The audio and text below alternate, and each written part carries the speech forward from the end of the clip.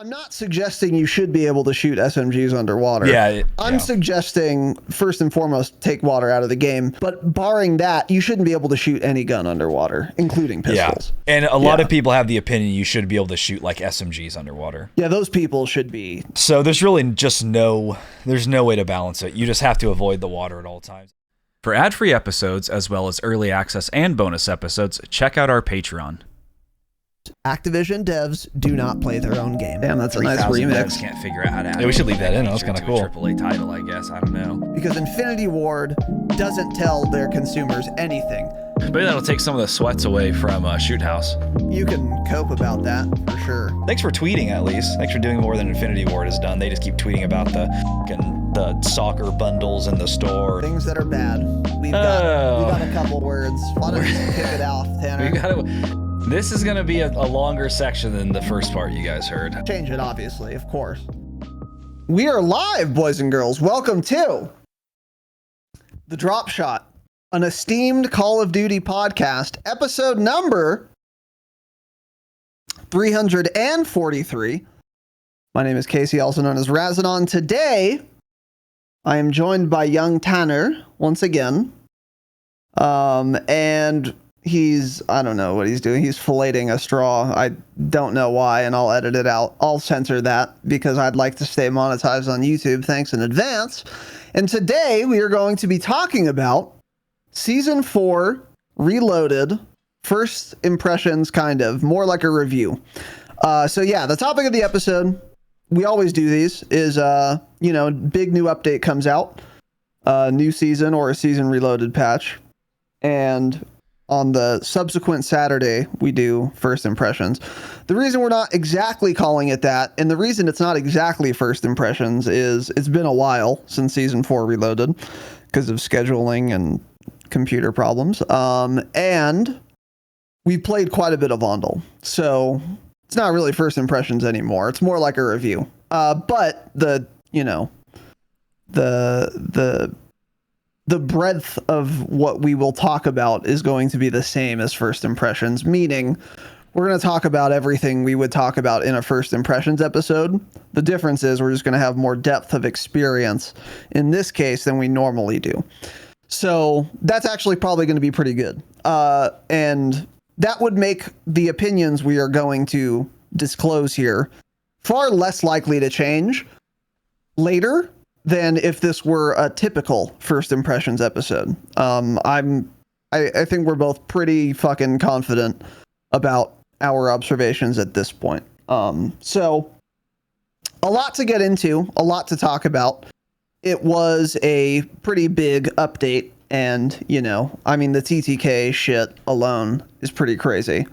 Kind of. We'll get into that toward the end. But yeah, a lot of stuff to get into. Very excited.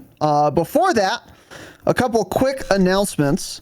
Number one, we just uploaded a Patreon episode to patreon.com/thedropshot.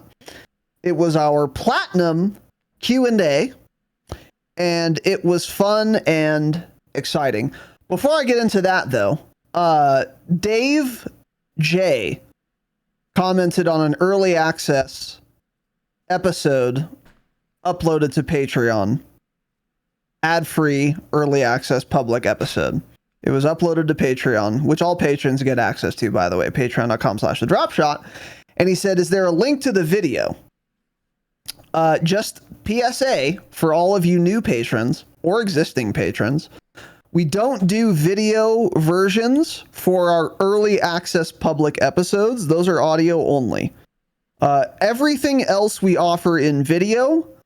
The reason we don't do video for the early access public episodes is because it would be far less early of access, because we would have to render the whole ass video. Basically what we do is we end the public episode, we quickly do the audio tweaks we do, edit out the things we need to edit out, and render it as audio only, and that happens at 700 frames per second render speed. So it takes 10 minutes, 15 maybe. And then we upload just the audio file, which also is faster. If we were doing video, that would take quite a bit longer. It'd be like 40 minutes render, and then, another 30 probably to upload. And then YouTube has to process the fucking video, and that takes an indeterminate amount of times. Sometimes it takes 30 minutes. Sometimes it literally takes like 2 hours. I don't know. There's no rhyme or reason. There's no relationship between the length of the video or the time of day it's uploaded and when YouTube deigns to process it. So that's another thing too, is like, even if we could render it in super speed or something, which I will be able to do, we'll get into that in a second, YouTube is still going to be the bottleneck there. So yeah, early access public episodes, those are the only things we don't have video for. If you wanted to see video of the program for the public episodes, you could become a YouTube member and then watch the VOD on our YouTube channel. And that would be video, and it would be ad free actually. But those are members only. So if you would really prefer that, you could just become a YouTube member instead of a patron, and then you'd get early access to video versions of the program. Yeah. Ad free and early. But you'd miss out on bonus episodes. So that's for you to decide. Be both. That's what many people do, and you should do it too. So yeah, keep that in mind. Anyway, yeah, last Patreon episode we did Platinum Q&A. So we did a Q&A episode, as we do every month, for our Platinum and Damascus patrons. Only they are allowed to ask questions, and only they hear the episodes in which we answer them. And the last one was pretty solid. Not horrible. It was a good, solid little Patreon Q&A app. Yeah. Just remember, people don't deserve tips. No one deserves to be tipped. Oh, there was a lot of not tip servers, discourse. Not That's baristas. right. No one deserves to be tipped. Yeah. Yeah. By the way, I had a little pro strat in that episode for A little pro tip strat. Yeah, you guys know how you go to a fucking bakery and you order a croissant and they pull it out of the display case? You can't give out the strat. I'm not going to. You know how they you go to a bakery, right? And you say, "Hey, I want a croissant." The one in the display case that's right there. You don't even have to move your character, cashier. You just need to reach your hand into the display case and grab it and then give it to me. Put it in a bag and then, or not, and then give it to me. That's all I want. And then they say, "Okay, cool, that's $500 because everything's too expensive." And then you pay $500. And then they spin they fucking 180 their stupid little point of sale register thing. And there's a touch screen and it says, "Would you like to tip?" And the first recommendation is 25%. The second one is 100%. And the third one is 200%. And you feel socially pressured into tipping because they're standing right in front of you and they've spun the fucking thing around, and you know that they're going to see whatever you choose as soon as you make your selection, and you feel peer pressured into tipping, even though all this bitch did was grab a goddamn croissant and not even have to move their character and hand it to you. How can you get out of that situation without tipping? Well, the pro strat is in that episode. Pardon? I said pull out a gun and then it's all free. Well, there's a strat. You could do that. Yeah. Rob that's stores. That's our pro strat from the Dropshot. Commit armed robbery. Yes. Yeah. You can get a lot of free croissants that way and you don't have to tip. That's one strat. Armed robbery, yeah. Well, I have a slightly less aggressive strat in that episode. But yeah, it was a good little Q&A episode. So if you're a Platinum or Damascus patron, that is now live. You can go check that out. And all the bonus episodes, by the way, do have video and audio. You can make your selection there. So yeah, keep that in mind. Next quick announcement. The Discord is in fact working. We had about 100,000 people join the Discord, many of whom have said, "Oh, it finally works." Cool. So I guess all of you just couldn't figure out how to turn off your not safe for work setting. I hate all of you who couldn't join until now, and let me be clear about that. And you guys are a low IQ people. You have a less than triple digit IQ, actually. They would always say they tried it too. They're lying, or they're tremendously dumb. Because it's not hard. You open it on a browser, you enable not safe for work servers, and then you join. Luckily, you don't have to do that anymore. So, thanks, I guess, for joining. But you guys are also stupid, actually. And I'm dead serious. If you couldn't figure that out, you're a dummy. Or you didn't try and you're just lying to us saying you did. So keep that in mind. However, all of that said, the Discord is in fact working. We did solve the issue that does appear to have been the issue. So once again, as a reminder, if you have wanted to join the Discord but you were unable to in the past, you are able to now. So you can click the link in the show notes or the video description or on our website, thedropshot.com. And it'll work for you now. And what else was I going to say?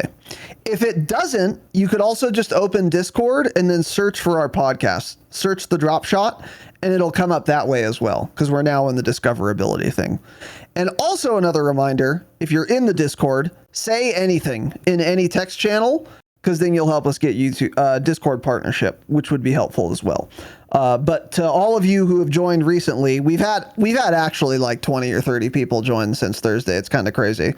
Thank you for doing that. We appreciate it and welcome. And as another reminder as well, if you are a patron and you're new to the Discord, go to new patron onboarding channel. There are instructions on how to link your Patreon and Discord accounts. You'll get access to more channels.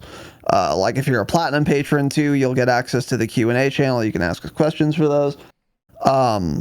And it's a good time. So yeah, a lot of new frogs. Welcome. Good to have you. Even though I resent you for not having been able to figure it out beforehand, but still, whatever. It's fine. I'll get over it.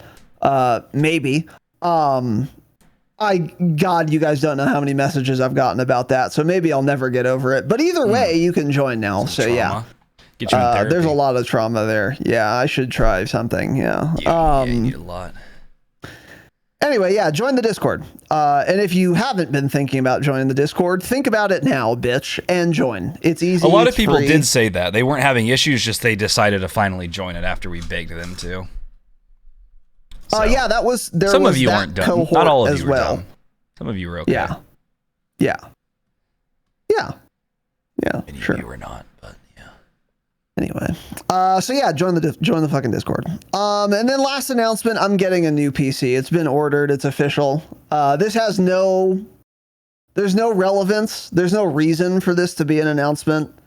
It won't really impact you guys in any discernible way. But I am getting a fire new PC, and I'm very excited about it. I've ordered it from powergpu.com using promo code DrunkKev. Shout out to Drunk Kev, friend of the pod. And I'm curious to see how that's going to go. But what's in it? All of it. Yes. That's what's in it. Hey, what's in it? Yes. Parts. That's PC what's parts, in it. yeah. The best parts. Only the best parts. The most tremendous parts. Don't. Yeah, I hate when people do shitty Trump impressions. It's really bad. Yeah, you're right. 13.9, and everyone does it too. 13900K, 32 gigs of RAM, the fastest RAM they had available. I think it's like 6400 megahertz. It's DDR5, yeah. It's DDR5. Isn't that what I have currently though, you think? No, definitely not. You have slow DDR4. You have shit DDR4 actually. You would get an extra 20 frames right now if you put better RAM in your PC, which I told you to do back in like Verdansk, and you never did. Yeah, I remember. Yeah. I got some Kingston Fury Renegade, 32 gigs of DDR5, 6400 megahertz C32 RAM. I don't know what C32 means also, by the way. What is that? Yeah, that's the timing. Hopefully that's fine. I'm sure if it's DDR5 that's good for Warzone, but that's the thing that like they say like CL18 on DDR4 was like trash, but so you want like CL14 because it's like lower. It's something to do with like the latency or the timings. I don't know. Is a higher number better or a lower number? A lower number is better, but for DDR5 they don't go nearly that low, so I don't know how low. Like maybe 32 is like equivalent to like a 14 on DDR4. I don't know. Interesting. It was the most expensive RAM I could get on the website, so that's what I got. Oh, yeah, then it probably is. Yeah, okay. So I'm sure it's good. Yeah. What else did I get? What else is relevant? That's pretty much What it. case I'm going did to you slap get, this by the way? 3090 in there. I got an Asus TUF Gaming GT502. GT502. Which Black, is a mid-tower. Yeah. Let's take a little peek at this. Yeah, I got all black. Okay, that's cute. Yeah. Yeah. Looks It like has there's the smoke glass. panel. That was important to me. Is it smoked? The images make it look smoked, which is dope. I think it could is. Be.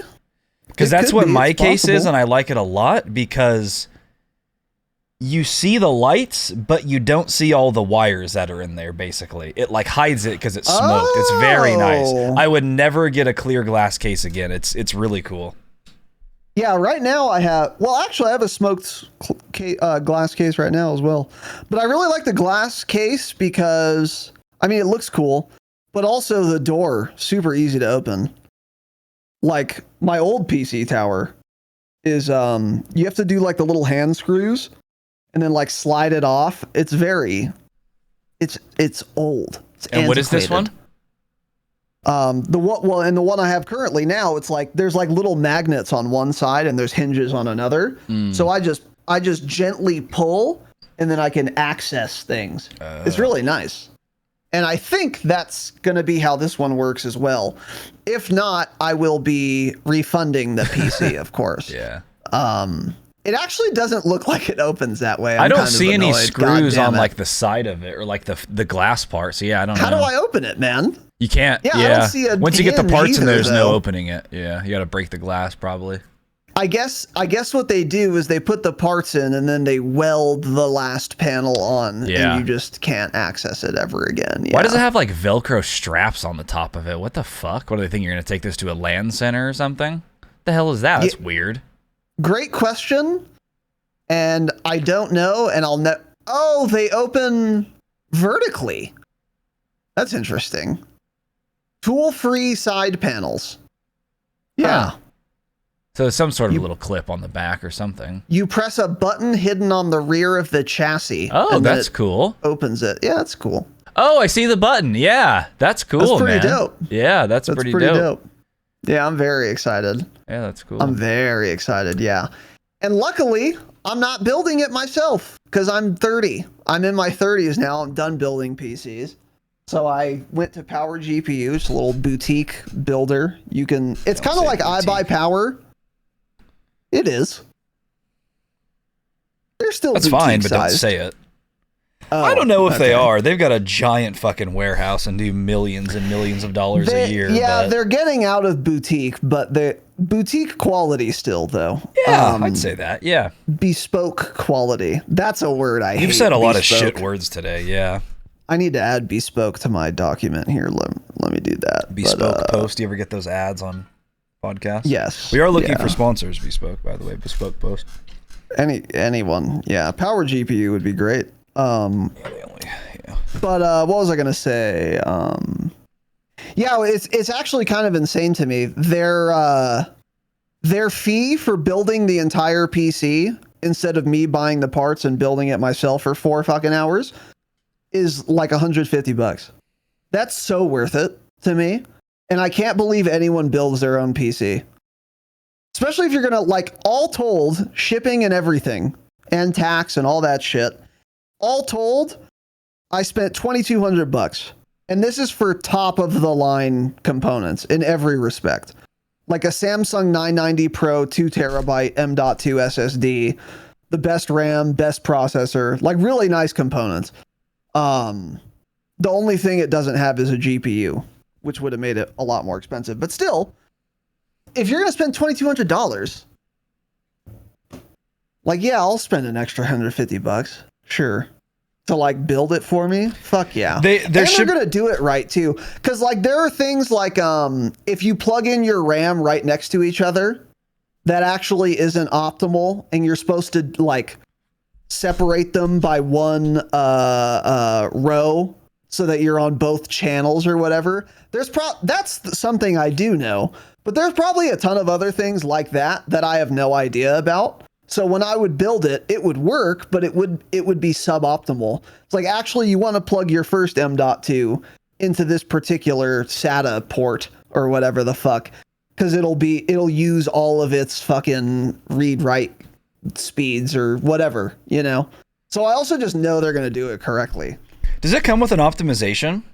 Some of those PC companies offer that now. No, that's... I hate optimization. I know, that's a shit word, but I don't know Cornelius what other word to say ruined it for us. Optimization. Yeah. Well, he uses tuning more than anything, which is miserable. Yeah, that's not great either. I don't know. Okay. I mean... some companies offer that now. I'm not sure. I don't think it was even an option, so I think it's kind of just included that they're going to, like, make sure it works. They do that, yeah. The big question I have is, will they enable XMP for me or not? Of course they That's will. the true test. You think? That's not the true test. That's the most basic thing. That's of course the true they do test. that. That's not a true It test. It is the most basic thing, but I bet you if I got a PC from iBuyPower, they would not have XMP Oh, definitely. enabled. They do that at times, yeah. That's been known to happen. That's been, numerous times I've heard about that. But, yeah, that's cool. Yeah, watch it just not make a difference because the 4090 is like what's helping or something, and you're just getting exactly the same frames. That's going to suck if you have to buy a 4090 or feel the need to. Let me be clear. Warzone 2 doesn't use your computer parts to run. I don't know what they do. I think there's like a secret cloud gaming thing where they just have shit computers that everyone remote connects to, and they just lie and don't tell you that that's what's happening. But my performance is the same as Symphony's. Actually, I have like 15 frames less, and my computer's 5 years old because Warzone doesn't use your computer parts. I don't know what it uses, but not your computer parts. I think it's more GPU dependent. I will not experience any performance increases. I'm not kidding. I certainly won't. I need a new computer because this one's dying basically, so I might as well get good shit. And maybe the next, COD 2023 will actually use my computer parts. That would be super cool. But the reason I'm getting it is not to like get better performance in Warzone. I'm under no illusion that that's going to happen because it's a terribly optimized game. Miserable dog shit and trash game. Yeah. And developer. Patios! Thank you for the 10 Canadian dollars. We appreciate that, buddy. Fuck you, man. He asked, do donations count as tips? Because tipping is cringe. No. Donations are actually required if you're listeners. So make sure to donate to us like Patty just did. Timestamp. Because we are more important than baristas. We are more important than certainly servers. We're definitely more important than drug-addicted alcoholic servers who makes $60,000 a year delivering food and then complain how they're broke because they spend it all in drugs and alcohol because servers are the worst people. Servers are down there with game devs for me. They're shit. That's pretty wild. They're really bad. They're not good people. Servers are not good people. Yeah, I hate them. The difference is, even though everyone who works in a restaurant they have problems, right? They're on drugs for sure. They're all fucking each other, which is fine. That's not a problem, but they are. They're all alcoholics. Probably 80% of them smoke cigarettes. And they are of dubious moral character. And this is coming, I know this because we know this because one of our very close friends works in a restaurant. This is just the case. Two of them, Joey too. Joey's an actual chef. Chefs Joey may actually be worse than servers. They're real shit people too. Yeah, He's said lots of stories. Yeah, you're right. Yeah, uh-huh. It's a hive of scum and villainy. The restaurant managers are fucking cantina. Just day over 18-year-old front desk girls. Yeah, it's pretty rough. Yep. Yeah, for sure. But the difference is, unlike game devs, if I go to a restaurant, the product I get is usually still good. Yeah, that's true. That's the difference. So if you guys want to go do lines in the back and then you like get my pancakes to me even faster, actually, because you're on stimulants, cool, that's fine. If the product's good, which it usually is, you can go be of dubious moral character in the kitchen all you want. I don't care. Yeah. But game devs are actually of reprehensible moral character. It's not even a question. It's not dubious. It's a foregone conclusion. Abysmal moral character, reprobates, and also they don't ever give me a good product. And they lie. They lie straight to your face. Yeah. And they tell lies. Yeah. Yep. Yeah. Yeah. It's just like if you ask a server if they like a dish and they're just like, oh, it's great. And then in their head, they're thinking like, it's the worst dish we have. It's so disgusting. I can't believe anyone would order that. And they just lie to your face. They don't generally do that. Game devs just say, oh, our game's perfect.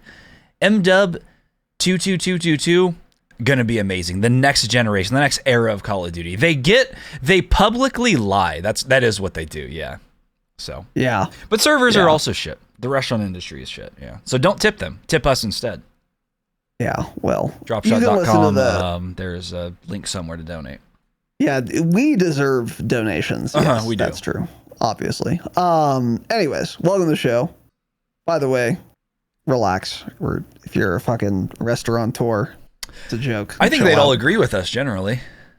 I mean, it's true. Yeah. So yeah, they're either in denial or they agree with us. Yeah.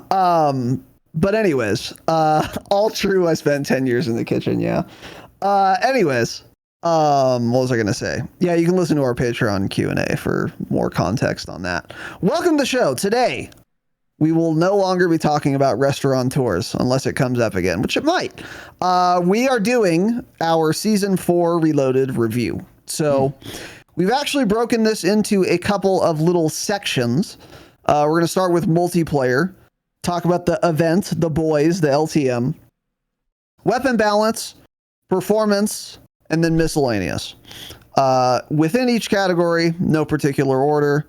The order of the categories themselves is not particularly relevant either, but there's just a little roadmap for you. And unlike Infinity Ward, our roadmaps are not lies. So starting with multiplayer, we're going to just get this out of the way because we didn't really touch it.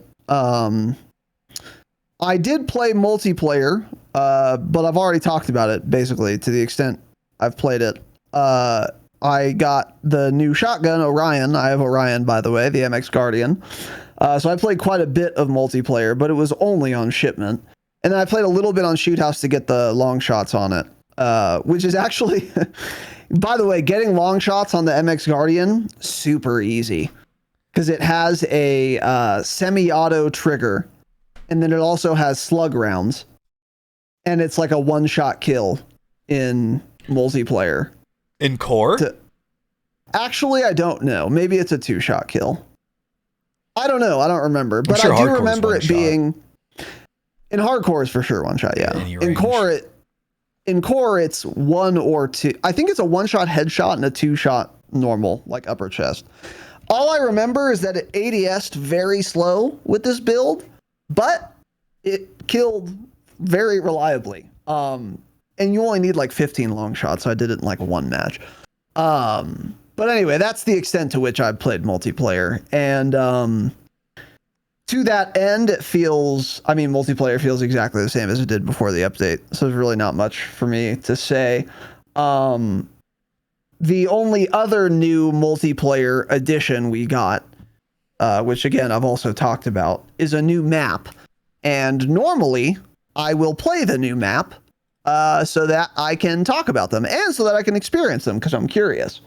In this case, did not play the new map, won't play the new map, never will play the new map, and no amount of money could make me play the new map because the new map is Vondel Waterfront, which is the floating district, POI, of Vondel, which is certainly the worst POI on that map. Perhaps the worst POI of any Warzone map ever. And in fact, I would say it is. So miserable, dog shit, and trash. Of course, I'm not going to choose to play there. Duh.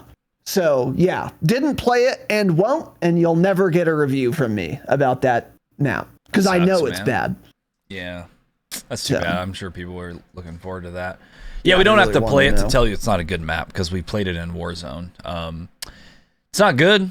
It's not great. It's not decent. It's not playable. It's not average. It's not below average. It's not horrible. It's not even interesting. The word for how bad it is, I don't think you can put a word to it. It doesn't exist. We would have to make up a word to explain how bad of a map that is. Yeah. Yeah. So they should be ashamed of themselves. That castle and then keep from Fortune's Keep Probably up there they would go head to head to head. Which Those one's are the top worst? 3 for sure. Those are all miserable POIs. And that one dev on Twitter that I follow and I hate, who brags about how he was part of the design team for Castle. You should not put that in your Twitter bio, because congratulations, you designed one of the worst POIs in gaming history. I don't know why you're proud of that. You shouldn't be proud of your work. In fact, you should be fired. But yeah. You should be ashamed of it. Yeah, you should be embarrassed to admit you helped design Castle. I agree. And you should maybe be on an FBI watch list. I mean, it's insane to make that POI. Yeah. And be proud of it, especially. Castle's some people do really bad things, and then they're ashamed and they hide it and they tell lies to cover it up. Not this game dev, which speaks to our earlier point, which is game devs are horrible people. Especially principally the ones that work in Infinity Ward. Yeah. So anyway. Cool. So yeah. That's multiplayer. Fuck Vondel Waterfront, and that's multiplayer. Yeah. So now on to the LTM, the boys event. Get this out of the way also, because it's not that big of a deal. It's limited time, obviously. What are your thoughts on this? And this event, for those of you who don't know, I think the only component of the event is the field upgrades. I don't think there's anything else. Well, there's a camo challenge. That's part of the... I think that's considered part of the event. The camo challenge tool, too. I'm going to start with that because we don't have it written down, so I don't want to forget. I'm not going for the camo, but I really like that they're doing this now. These seasonal like camo challenges. I think those are fucking cool. And I have Orion, the camo, the mastery camo. I have Orion, by the way, so I'll never be going for any of them. But for those of you fucking losers who don't have Orion, unlike me, because I do have Orion, it is cool to have like new camos added to the game that take a decent amount of grinding, but are not terribly difficult to complete. And that was the case last season and this season with the camo challenges. When I looked at them, they looked sober and not annoying to do. Like it was like get 200 headshots with assault rifles or something. Cool. Totally on board with, and other categories, but totally on board with that. That's cool. And unlike last season, this season's, this event's camo itself, the reward, blood sucker or whatever it's called, sanguine, I don't know what it's called. Something. Yeah, the camo. What's the camo called? Diabolical. And that's what I said. Bloodsucker. Yeah, you're unlike close. Last, they're both red. Unlike last season, the camo is actually cool looking too. I like the camo a lot, and it's unique. Because last season's camo was like, it was too understated. It was cool, too understated though. But the diabolical one looks pretty dope. So I really like that they're doing that. I'm not going for it. Never will, because I have Orion, by the way. But I like that they've done that. So I guess besides that, then, the only other component of the event is the addition of the Temp V field upgrade, right? Yeah, the Temp V field upgrade and the bundles that all of you are wasting your money on. Yeah, that's it. By the way, if you have $20 to spend on the Homelander bundle, you have $20 to donate to us, so do that. Stop giving them money every single season by buying these bundles. But yeah, surprisingly, going into this event, I was not looking forward to it. I think in general, I'm just a lot more open to these type of things in Warzone 2. As I've said before, I didn't play much Resurgence in Warzone 1 because BR was generally fun. Since BR sucks in this game and is boring and shit, and the game's too buggy to waste my time running around the map to die to some trash, I like Resurgence. So features like this event, I'm way more inclined now to enjoy because I'm a Resurgence main at this point. I respawn, so if someone superpowered jumps on me and finishing moves me, I'm angry about it, but I'm respawning, so I don't really care. So for me, it's actually been very enjoyable. Nice change of pacing to Resurgence. Bottom line, this should not be in any Battle Royale mode. It should not be an unranked Battle Royale. It isn't in ranked, and it shouldn't be, so I'm glad they used their brain a little bit there. It should not be in DMZ. Don't know why it is. You can't... something is not in DMZ. I think the Super Jump is not or something like that, and they're supposedly rare. I haven't played it, but the fact that they're in DMZ at all, Those players can barely move their analog stick to turn 180 degrees. Don't add superpowers in. I'll farm the shit out of them. It would actually be really funny to go in there and grief DMZ mains right now. It'd be a great time, actually. But yeah, it's fun in Resurgence. I like it. It was rough at the start when like every orange chest would spawn 2 to 3 of these. Like it was literally 2 to 3 in every orange chest. They were in all the chests. They've cut the spawn rate down 2 times now, I believe. And they're at the point where they're so rare that you may go an entire game and win that game and only have like 2 or 3 of them the entire time, which I think is pretty good at that point. So it's not like, it's not totally ruining it like it was. And maybe they honestly intended this. Maybe they intended to nerf the spawn rate up. They're like, okay, let people have fun with it for a couple days. The whole lobby's using laser eyes and shit like that. And then we'll slowly lower it so it starts to feel closer to what the game will be like when this event goes away. But all in all, I've had surprisingly a lot of fun. We did run a Twitter poll, by the way, for this, and people did not enjoy it in general. I think we had like 200 votes on it or something like that. Like 65% said they did not enjoy this event, which surprised me. Because I thought a lot of like casuals and people that maybe otherwise think the game is boring would otherwise like this, but... Did you run the poll when there were temp Vs everywhere? No, it was in between. It was when they had been nerfed at least once. The first nerf, yeah. It's been nerfed twice, so yeah. Okay. Interesting, yeah. I'm kind of with the 65%. Skill issue. However, I would like to say first, really good point you made. Like in Warzone 1, most of the time in Warzone in general in the past, we as players have not been Resurgence mains. We kind of rarely played Resurgence until Warzone 2 came out, frankly. We just liked Big Map better. And when there were events like this with goofy shit like power-ups and superpowers and whatever the fuck, it was very annoying because we didn't play Resurgence. So if I am only a fan of like Al Mazrah, which is not a respawn mode, and it's a mode where you often will spend some time just looting and being bored until you get in a gunfight, then if I died to a superpower on Maz after spending 10 minutes looting, finally buying loadout and like looking for people, and then someone electric discharges me 4 times in a row while his teammate fucks my ass with an akimbo snake shot basilisk, and then I go to the gulag and then die because there's no audio or whatever, win and then come back and not have my loadout and it's getting camped or whatever, I'm going to be far more fucking annoyed that there's these dumb fucking LTM goofy shit in the game than if I die to it in Resurgence, where it's like, oh, okay, that was annoying. Yeah. I respawn now, by the way, and I picked up my perks and guns 2 seconds later.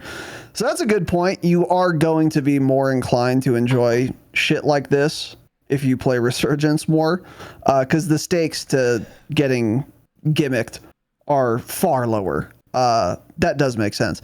However, in my case, I would like this event a lot more if I knew what the superpowers were going to be.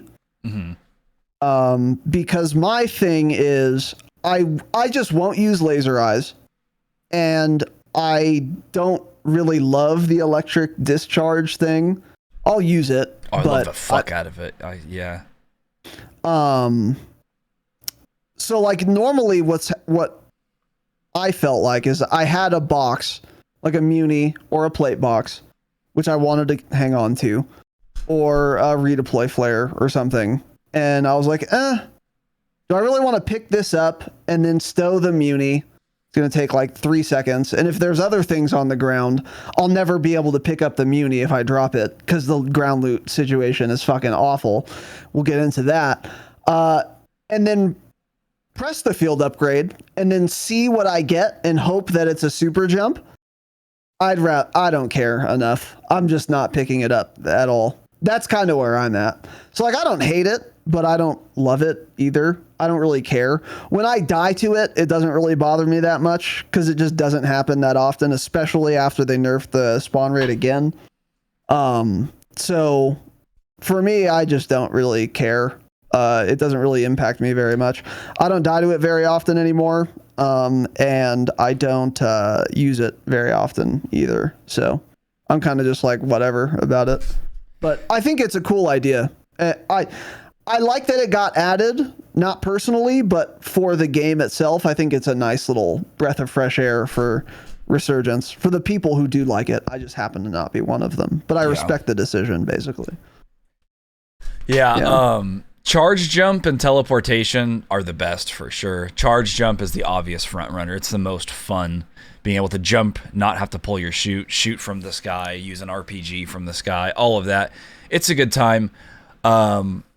Honestly, I would not mind if something like charge jump was a permanent field upgrade in the game and it was just like rare. Like, I think that would be kind of cool to just always leave into like Resurgence or something like that. Electric shockwave can be great or useless. There are a lot of times if you use it wrong, the more I've played, the more I've learned kind of how to use it. Like, the best way to do it is if you're running up a staircase in Vondel, you use it then, so you pretty much figure out if someone's on the roof or not. Because it goes as high and low, I'm pretty sure, as it does wide. So if you're in the middle of a staircase and you do it and they're on the roof, you're probably going to hit them most of the time. And then you'll hear their gun shooting. You run out there. They'll usually be looking the other direction. It does damage to them. It fucks it up. They can't hear anything. They can't see anything. They're getting shocked. And it's usually an easy kill. But if you use it incorrectly, like, say a guy's pushing towards me in like a hallway or something, and I pop it and I shock him. If you peek that, you're going to die like more often than not, actually, because he's automatically shooting. And Jake made a great point one time, like when this first got introduced, because we were like, why are we dying like every gunfight to this? And it's because since they start shooting immediately, there's no reaction time needed. So it completely takes away them even having to use their brain and press their right finger on the button. And so they're just immediately shooting at you, and they hit fire and kill you like faster than they would if they weren't even shocked.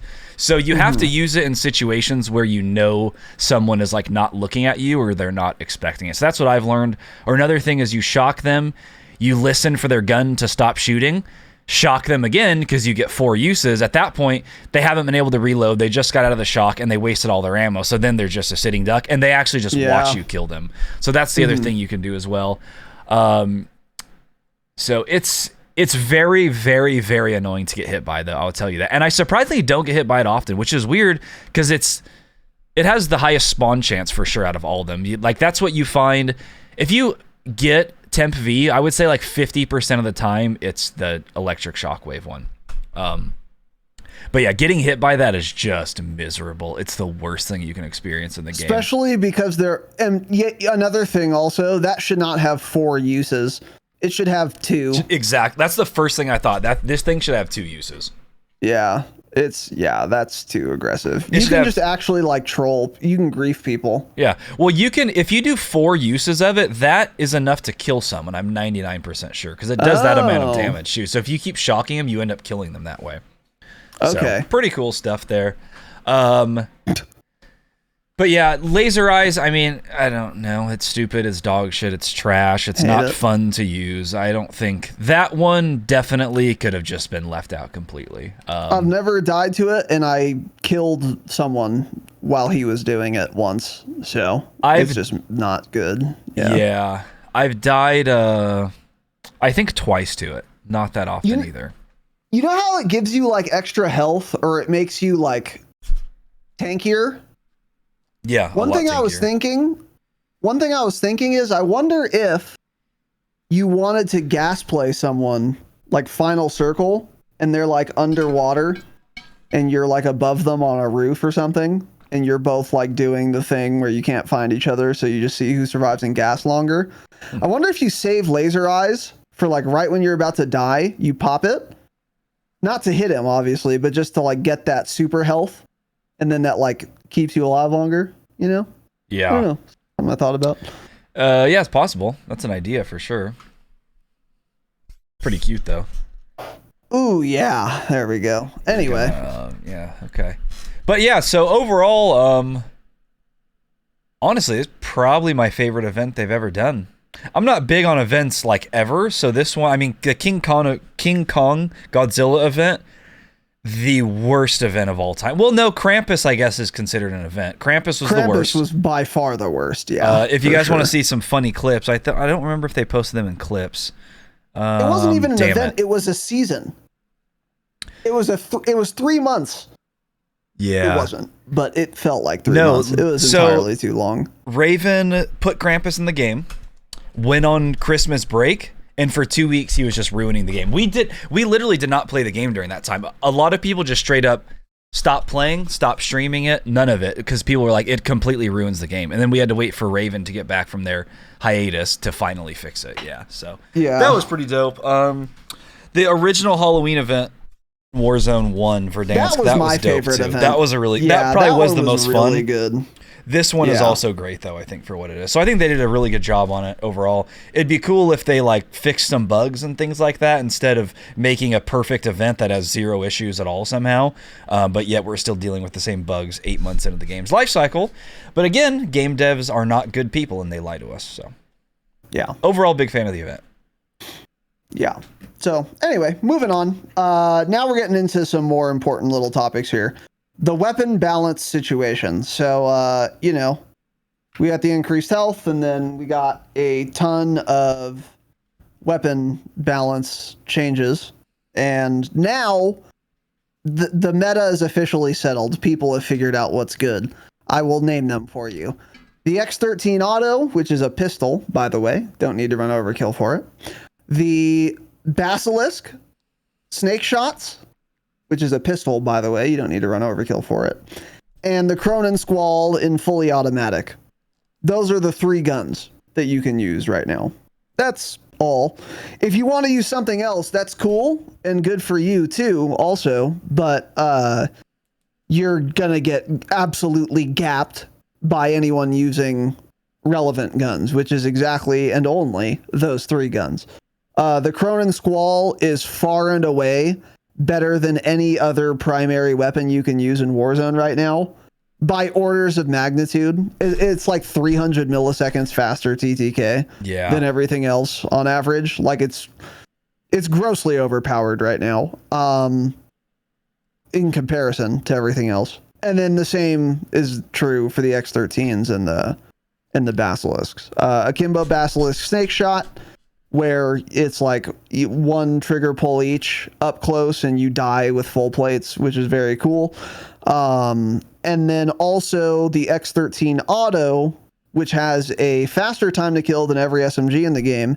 And it has a far longer first damage range, up to like 17 meters than any other SMG in the game, even though it's not an SMG, which is super interesting because it handles like an SMG. It fires bullets fully automatically.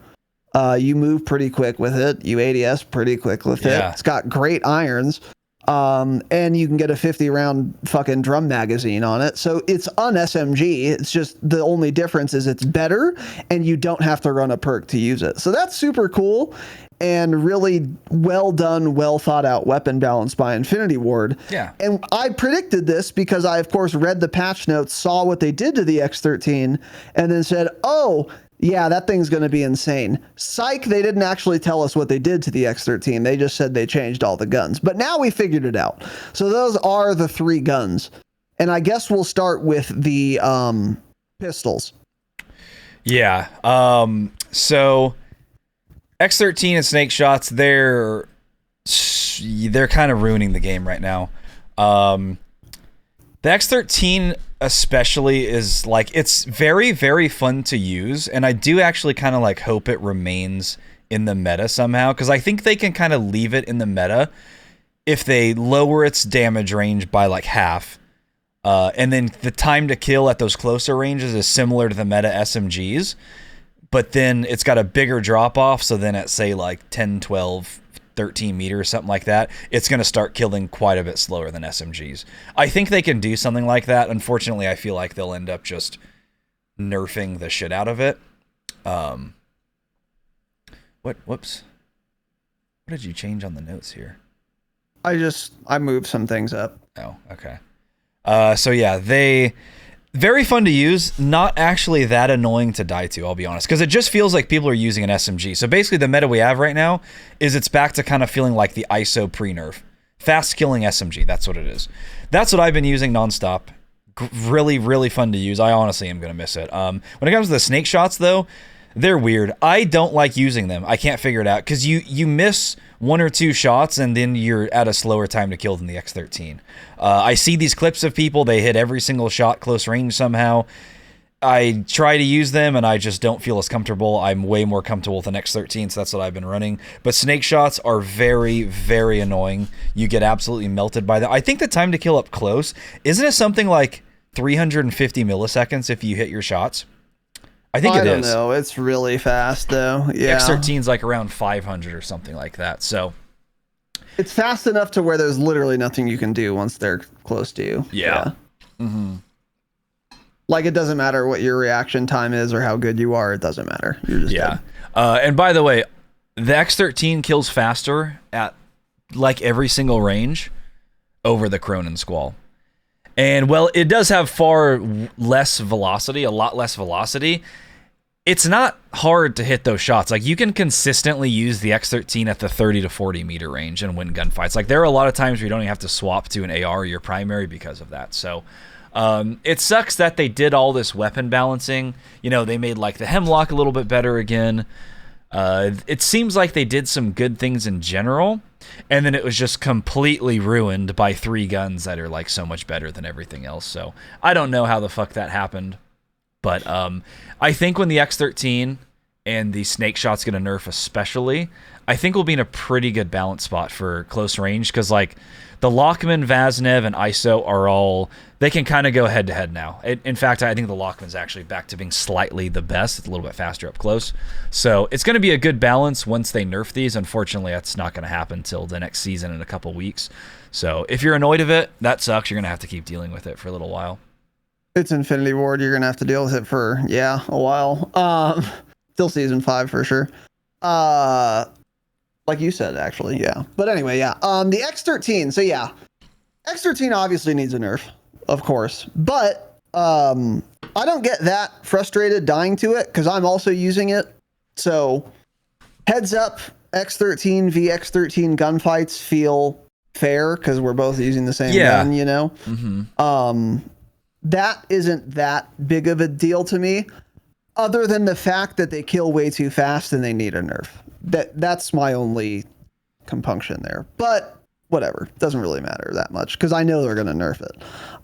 The akimbo snake shots, however, are really fucking annoying, and here's why. The old adage is, if you can't beat them, join them, right? So when the KV broadside was really fucking good, for example, which it maybe still is, it's just not as fast TTK as the Basilisks. I was like, oh, cool. Well, I can't beat them, so I'm going to join them. And then I joined them, and I fucking love the broadside. It's fantastic. The Basilisks, however, the problem it has, unlike the shotgun, is that it has no versatility at all. And outside of actually 7 meters, I would much rather have an X13 or a broadside or an MX Guardian, probably. Yeah. Because it's just super inconsistent and dog shit. And also 5 rounds in the cylinder before you have to reload. So that's another way in which it lacks versatility. Even though it's the fastest time to kill in a stairwell, you get like 1 or maybe 2 kills and then you have to go reload. Yeah. That was not true for the shotgun. You could kill 2 teams without reloading. So I can't beat them because they kill faster than everything else when you are in that stairwell. But I don't want to join them either because I don't want to completely sacrifice all the versatility an X13 or any SMG would give me, where I can actually take a variety of gunfights, I can kill a number of people before I have to reload, etc. And they just feel clunky as shit too. Kind of in the same way everything akimbo feels sort of clunky. Just kind of don't like it. And you just have to reload so often, and we play quads. It's like, I'm either going to run these myself so that I can potentially beat the other people who are running it, or I don't run it myself. But and then the downside of that would be, again, no versatility. If I'm getting pushed by 3 people, I'm fucked. Or I don't run it, and then every single time someone has them, I'm automatically dead. That's why it's a lot worse, in my opinion, than the shotgun. Because, again, it lacks so much versatility that I don't want to run it. But if you don't, you're just dead to it. So it's they're not fun annoying to use. That's the thing. The X13 is very fun to use. It does feel like a really good SMG. Yeah. The Basilisk, it's just not at all fun to use. I've tried using them, and I'm like, it's not. Yeah, I just don't enjoy using them. It's also weird to try to track people up close while they're constantly moving, and then right and left click like at the same time. It's all just weird. I don't like how it feels. I don't like using akimbo. All of it is just fucking shit. So, yeah. And then another thing too about this, on something you wouldn't think about until you see it, really, is because they are both pistols, that means you can shoot them underwater. And that is tremendously annoying, especially on Vondel. I am seeing more people than ever just willing to be in the water the whole game, because they're basically in the water with a pre-nerf ISO that they can fire underwater also. Yeah. So I have never seen more full teams of all 4 people with riot shields on their backs, X13s only, just actually creating dens in the water. They are, what do beavers do? What's the barricade called? Dam. A dam. They're just damming parts of fucking Vondel, and they're chilling there. That's all they're doing. There's so many otters now, and I hate it. I can't stand it. Before this, there were still people in the water. There were still people using the X13, or like a knife underwater, or melee weapons. It was the Siege. That was the one before it. The FTech the Siege. Excuse me. You're right. Yes. And that was annoying for sure. But the Siege is not as good as the X13 is now, and it wasn't at the time. And also, not so many people were doing it. But now it's every single game, you will have to contend with someone doing this to you in the water. Yeah. Now, the slight upside here, of course, is that you are also using an X13 or snake shots, so you can also shoot them back underwater, I guess. But the difference is, if I see one guy underwater, his whole team is with him, holding hands like otters. And I don't play with completely insane people who are going to just chill in the water. So it's a 1v4. Yeah, it is. Because I play with human beings, not bots, who just sit in the water the whole game. So that is incredibly fucking annoying also. And this is because they added water to the game and you can fire pistols underwater. By the way, makes no sense. If I can fire an X13 full auto underwater, I don't see why I couldn't fire an SMG. So make that make sense also. Exactly, but yeah, none of it makes sense. It's all just fucking insane.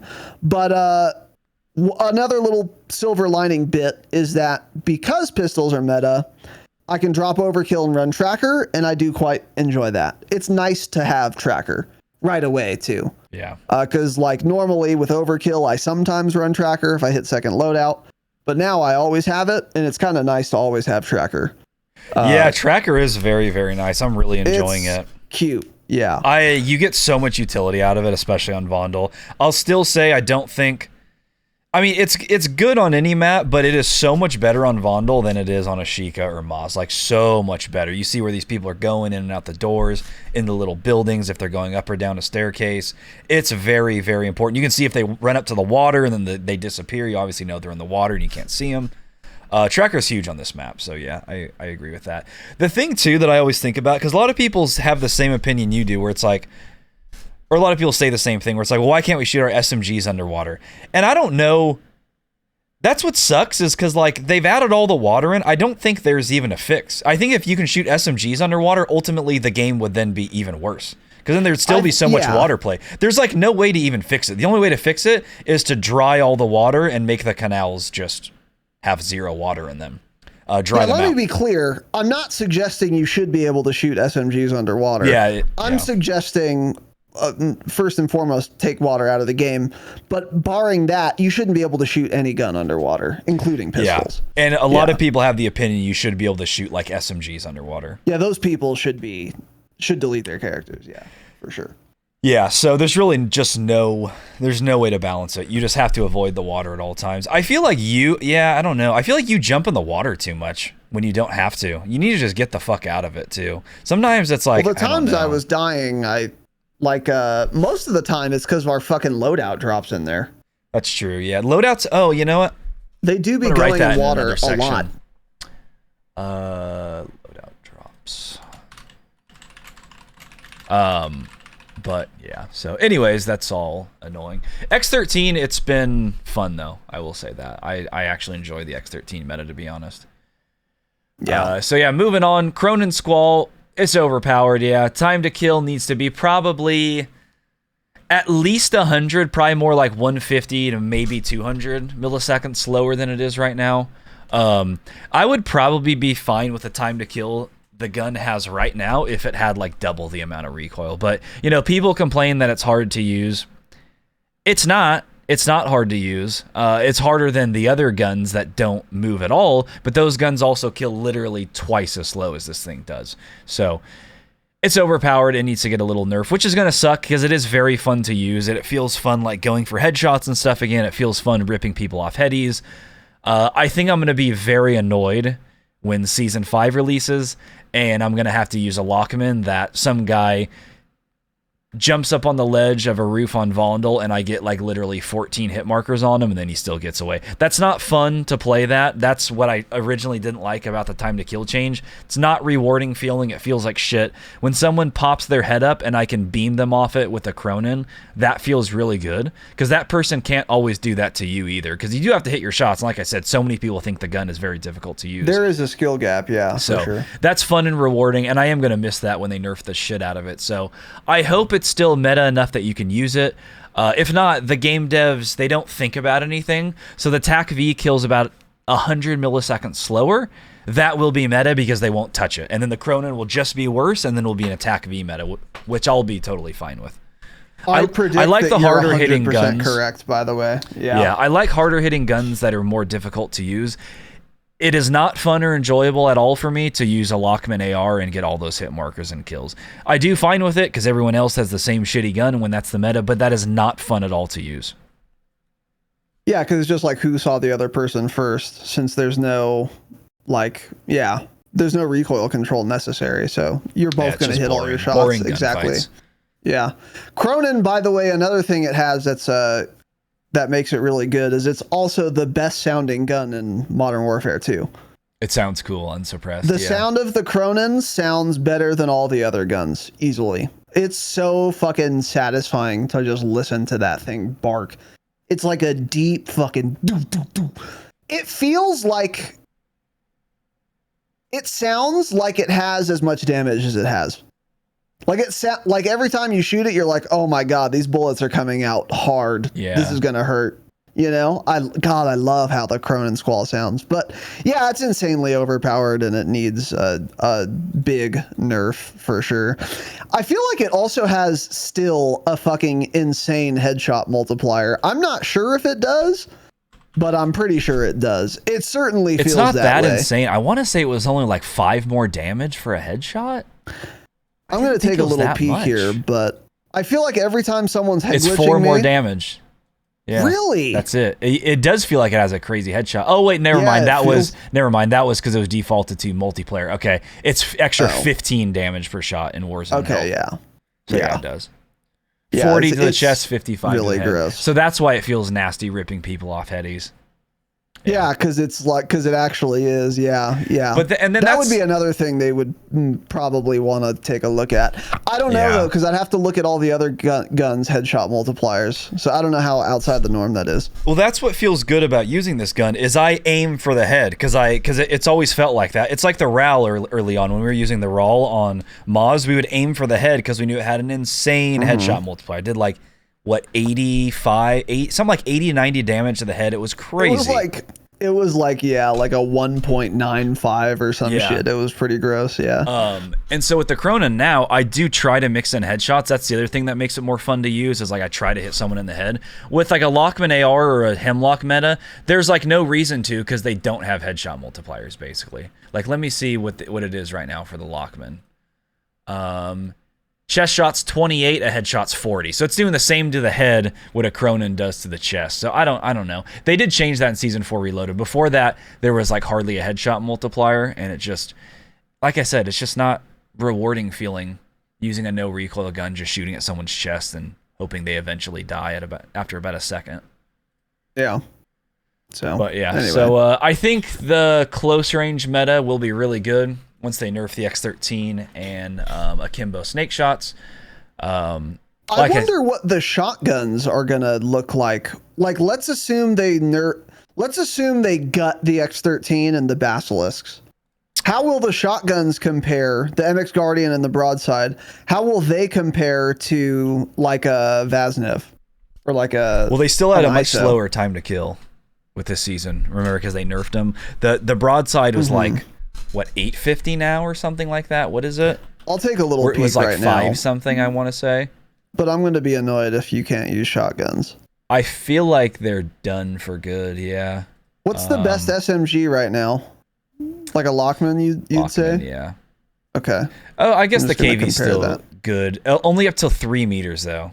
560 milliseconds at 3 meters. That is not far. Which is though. how it should be, though. Yeah. It's like it should have its niche, so there's a use case for it, but it's not overpowered. Unlike a fucking X13, you know, that's how they should do that. Put the But barrel anyway. on up to 4 meters, but that is not very far. If you go in game at mark something 3 or 4 meters away, you're like, oh shit, most of my gunfights are not within that range. Even closer range gunfights are usually more like around 6-7 meters. So I don't know. Probably. I think shotguns are probably done for.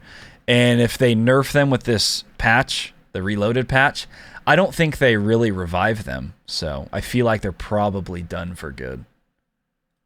The MX Guardian,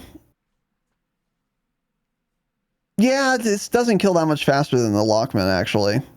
Like chest shots only, it kills 40 milliseconds faster up to 3 meters. And then outside of that, it kills Is that slower. it? 40 milliseconds faster? Yeah, that's not worth it. I don't. Yeah. It doesn't kill that much slower than a Lockman, though. The time to kills are pretty close with both of them, up to 16 meters. So there might be some use case for it. Once again, I will tell you guys, I will try it. And one of the advantages, of course, is that it's a hipfire gun that's way easier to use. But that 15 round mag really sets it back. So anyway, we'll get back to that. But yeah, KV broadside, looking at this, looks to be pretty much done. They destroyed it. It's really shit. Yeah. So anyway, moving on. Yeah, it's hard to evaluate the time to kill right now because these 3 guns are so overpowered that if you're using the basilisks, the X13 auto, or the Cronin Squall, you're killing so much faster than every other gun that it doesn't feel like anyone has 300 health anymore. And it's almost as if the health increase didn't happen because that's how much faster these guns are killing than everything else. So once these guns are balanced, then we're actually going to be able to evaluate how much slower guns are killing again, you know?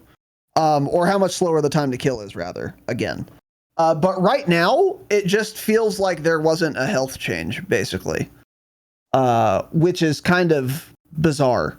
So I am curious to see where things will lie once Season 5 releases. Because then the time to kill will, across the board, get slower.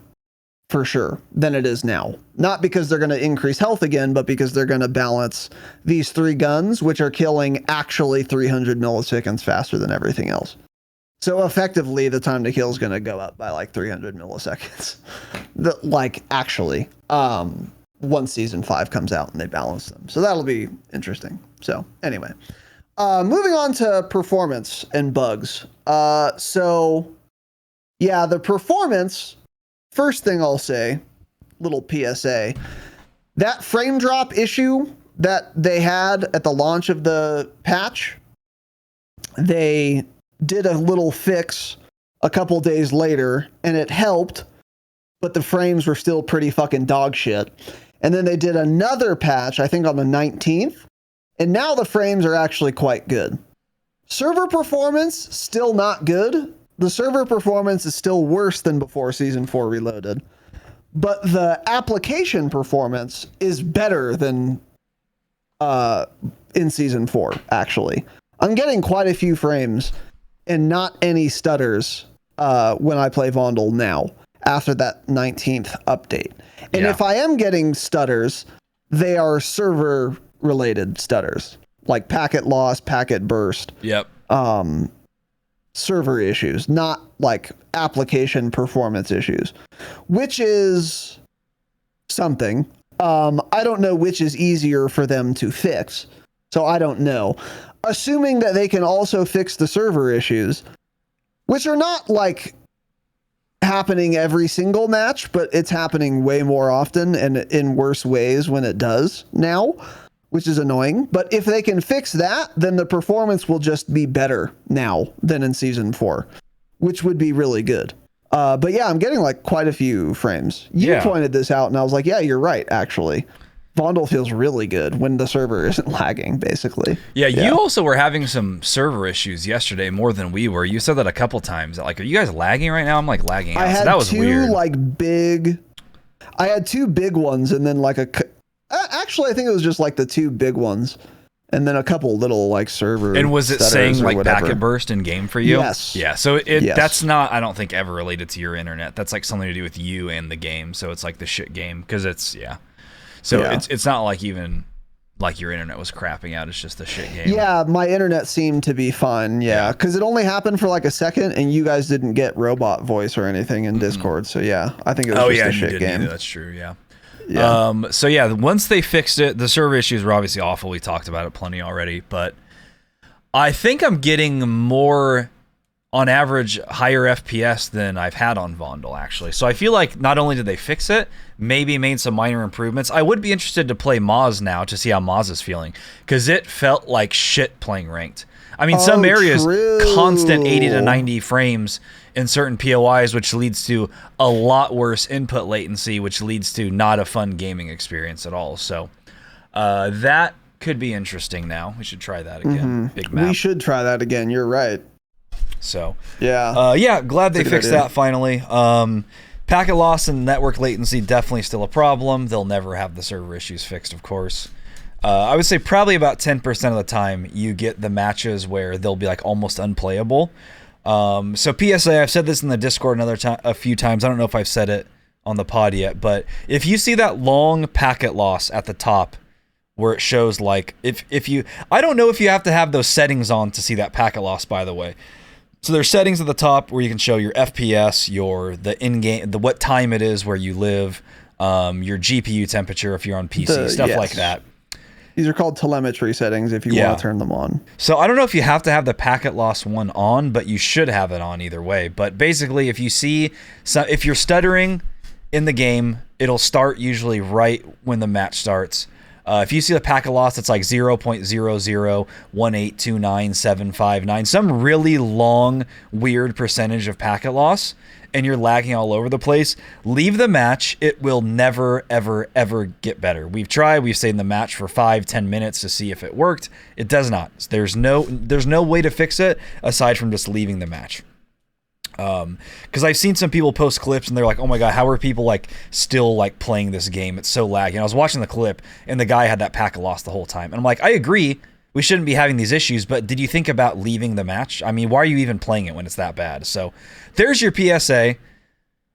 Leave the game if you're seeing that at the top. It will not get fixed. Yeah, if you are experiencing server issues for longer than literally like 3 Mississippis, just leave. It's not getting better. You're either going to get a massive like spike of server issues and then it'll quickly fix itself, or it's going to be forever. Yeah. So, yeah. Yep. Yeah, a little PSA there. So, some of the bugs too. So, this morning we played 2 games. Jake died to an airstrike in the middle of a staircase in the middle. It's not the spiral staircase one. It's the small staircase that every building in Vondel has. He was 2 floors down. He quite literally, I don't think, could have been more in the middle of the staircase. There's no window around him. There's no door around him. There is nothing, and he gets down to an airstrike through it. That, I think, is back. I did not experience that quite that often. All of a sudden, Season 4 Reloaded, I've been downed 1 or 2 times to an airstrike like that, and now he got down this morning too. I think he's experienced it another time or 2. So that seems to just be back, getting down by airstrikes through walls. So it's... I don't know how they haven't figured stuff like that out. It's very frustrating. It literally just should not be happening. It's a bug, and fix it. Another one that seems to be not only not fixed, but back to being really bad again is the UAV bug. If you don't know what that is, it's most prominent on Resurgence. It may only be on Resurgence. If you pop UAVs at times, people won't show up. They just won't. Or your teammates will see a guy on a UAV that you won't see. It's completely broken. It has been. They are absolutely aware of this issue because every Resurgence main has tweeted this out, talked about this on end. There's no way they're not aware of this issue. They just simply have not fixed it. It's so bad that I die at least once because it exists every time I play the game. Yeah, actually. Like, so I'll be chasing a guy and like, because we have UAV up, I'm confident he's there or whatever, and he's just not there, or a dot that should show up doesn't show up. I don't know in exactly what way it's broken, but people who should be showing up don't, and people who shouldn't be showing up probably do also. It's really fucking annoying. Yeah. It's really bad. Yeah. It's common. Like super. I would argue every time we pop a UAV, some dot that should be there isn't there, or the inverse. Probably every single time. And it will get you killed. It's gotten me killed every time I've played lately. It's very incredibly annoying. Yeah. I mean, there are some people that aren't going to show up, like 1 or 2 dots maybe from someone ghosted, or if they have the ghost vest that now drop on the ground. But I'm talking about the biggest issue is you will see like no one on the UAV. And this happened yesterday when we played. Landed stadium, we're fighting people. We're running around less than a minute into hitting the ground, fighting people. I find a UAV and I pop it, and I'm not exaggerating, not a single person showed up on the UAV. Not a single person. That's sweeping stadium, that's sweeping zoo, that's sweeping to our east, a little bit to our north. It did not show one fucking person as we're fighting everyone at stadium. None of them have ghosts because no one has their perks. Sure, maybe 1 or 2 of them have the ghost vest. Probably not, because it's the most rare one. You don't find it that often. I'm not kidding. 0 pings on the UAV. And I even asked our teammates, I'm like, are you guys seeing anybody on the UAV? And they're like, no one. But we're literally fighting people. They're there. They're not ghosted. They don't have the vest. UAVs are broken. Fucking fix them. It's a core part of your game. An UAV is a core part of Call of Duty. Simply make them work. Figure it out. I mean, I can't believe it. They're aware of these issues. There's no way they are not. Yeah, it's super But fucking hey, annoying. the event works perfectly, as I said.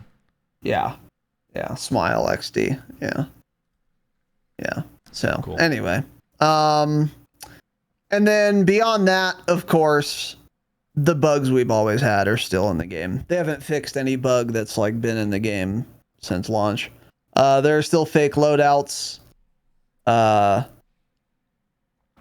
Ammo pickup. Those are the 2 most common Oh, ones. the fucking that ammo pickup doesn't You do not happen go a automatically. single game without dealing with those 2. Like literally, it's not possible. You will get a fake loadout drop every single game, and every single game you'll run over stacks of ammo that you should be picking up because you don't have ammo and it doesn't. Those are like the 2 most core ones that have been in the game since it launched. That will always affect every single player, every single game, which is what makes it the most important type of bug to be fixed. And that's, of course, why Infinity Ward hasn't fixed it, because they are a dog shit awful dev studio. Yeah. And then I'm sure there are a ton of other bugs I just can't think of right now, but those are like 2 extremely common and cringe and annoying ones for sure. Yep. Yeah. Oh, UI bugs too. Like this happened to Lag yesterday. We're playing quads. Jake is alive, fighting for his life, and on Lag's screen it shows that Jake is dead.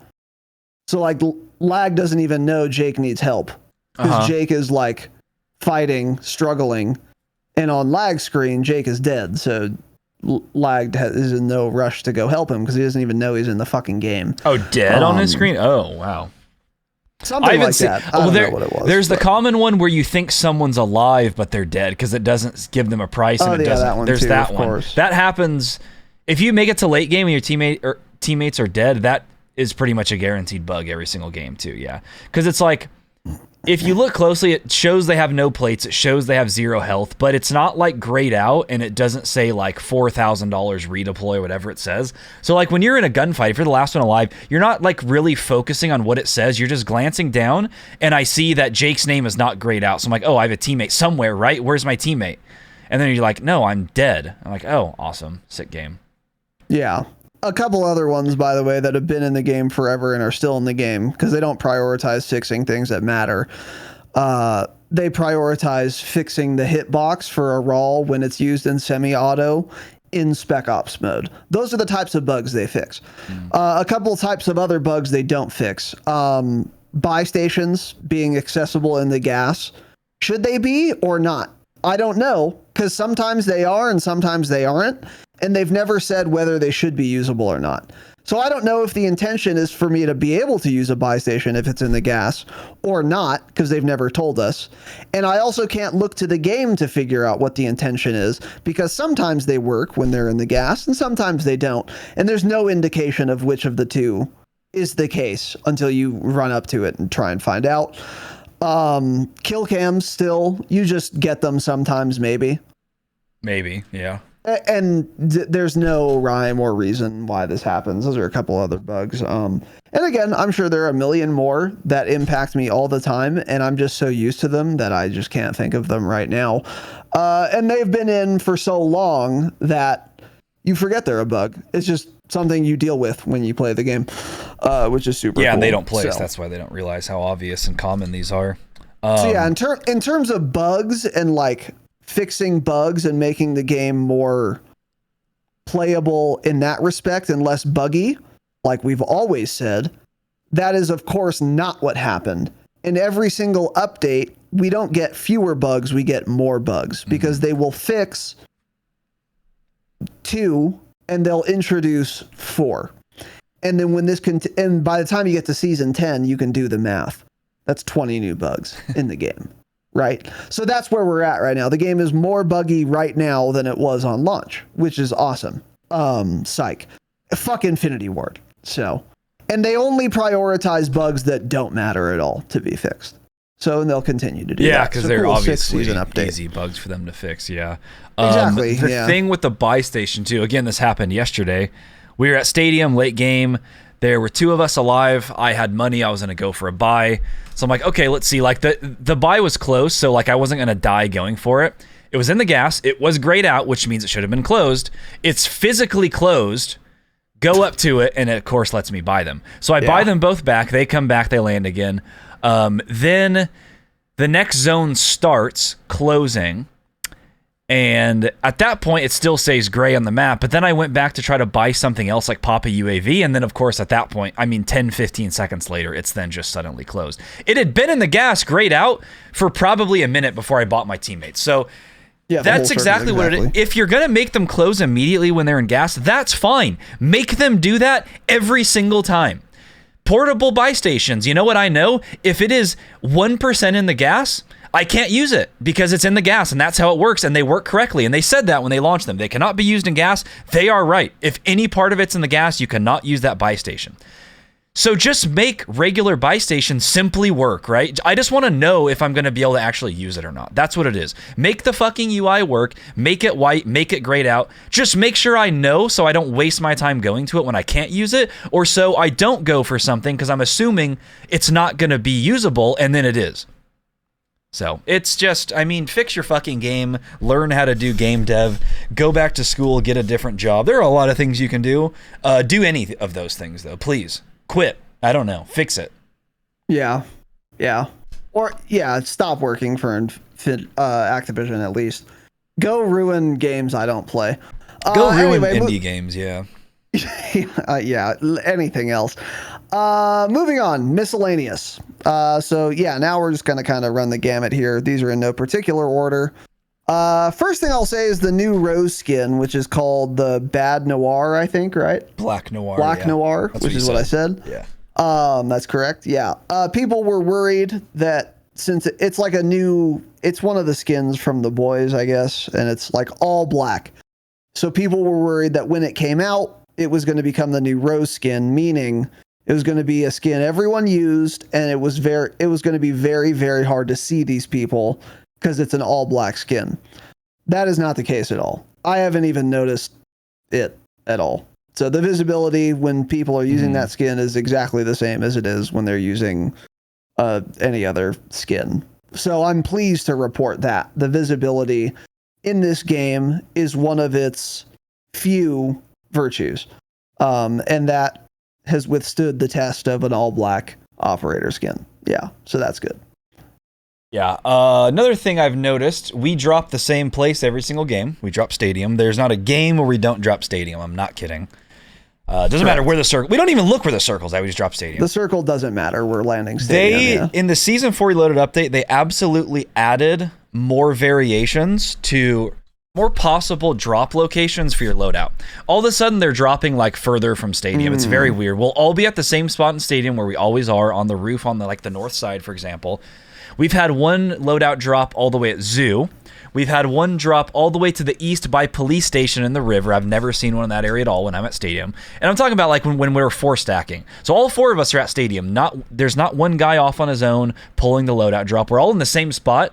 Loadout drops are dropping all over the place, which sucks because one of the best things about Stadium is the loadout drop is usually pretty safe because it's in an open area. If you land to the north of Stadium, where all of those little houses are, if you land anywhere in that area, your drop is landing in a canal below a bunch of rooftops or in an alleyway below a bunch of rooftops, and you may actually just never get that loadout because it'll be so unsafe. That's why Stadium's great. A lot of the times the loadouts are uncontested.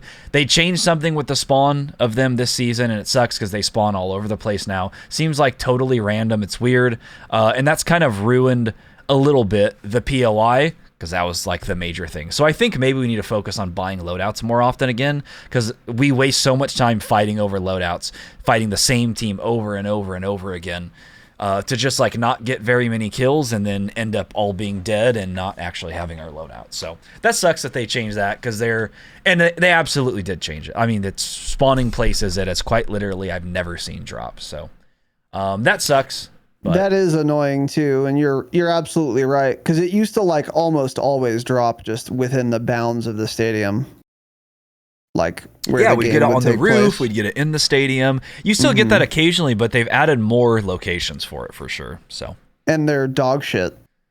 Yeah, they're dog shit. Yep, because they're always like north of it, and it's just such a clusterfuck. Yeah, there is another pro tip.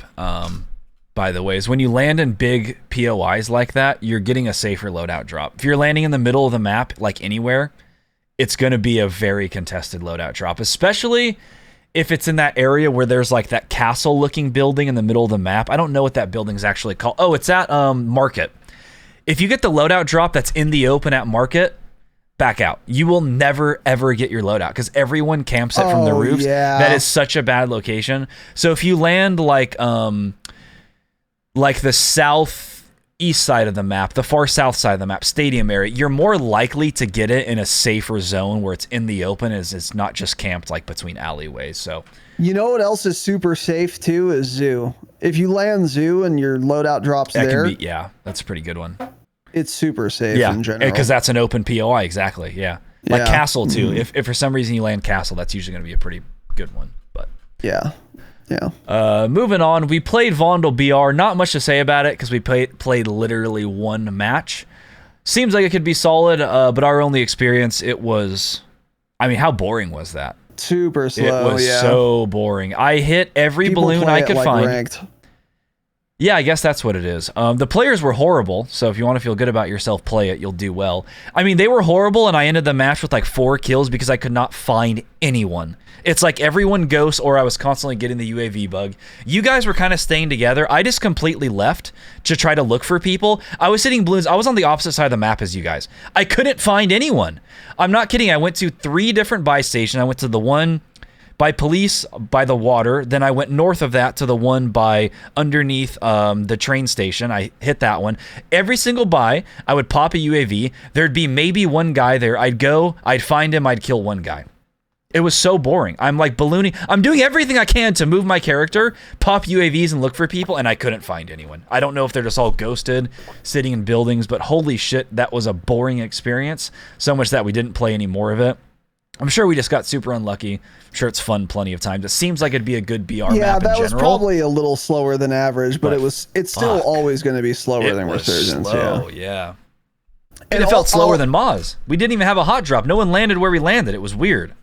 Yeah, I will add this as well, is aside from how campy people play and not aggressive, other than that, it doesn't really feel any different than Resurgence. So I'd rather just play the fun mode where there's more action. Yeah. Because besides that, it's literally just like playing Resurgence, but slower.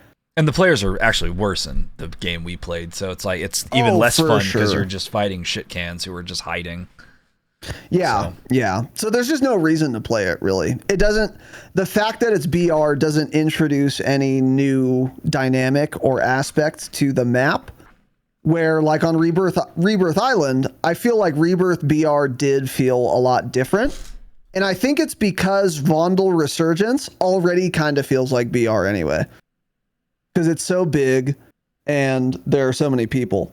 So when you make Vondel BR itself, it just doesn't feel that different, except everyone's hiding. So it's like, okay, well, if it's going to feel the same, I might as well have fun instead. Yeah, we won't be trying this again. Exactly. Yeah. So, and I wonder if it will just kind of die off, and because they marketed it a lot as a new BR map coming too. So I wonder if they just kind of wash that with Season 5.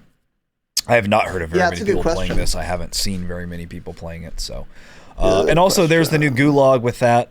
I got in there one time in the one match we played. It was cool. It was definitely a much improved OG Gulag Showers, which I think is the most overrated Gulag we've ever had. It was not good at all.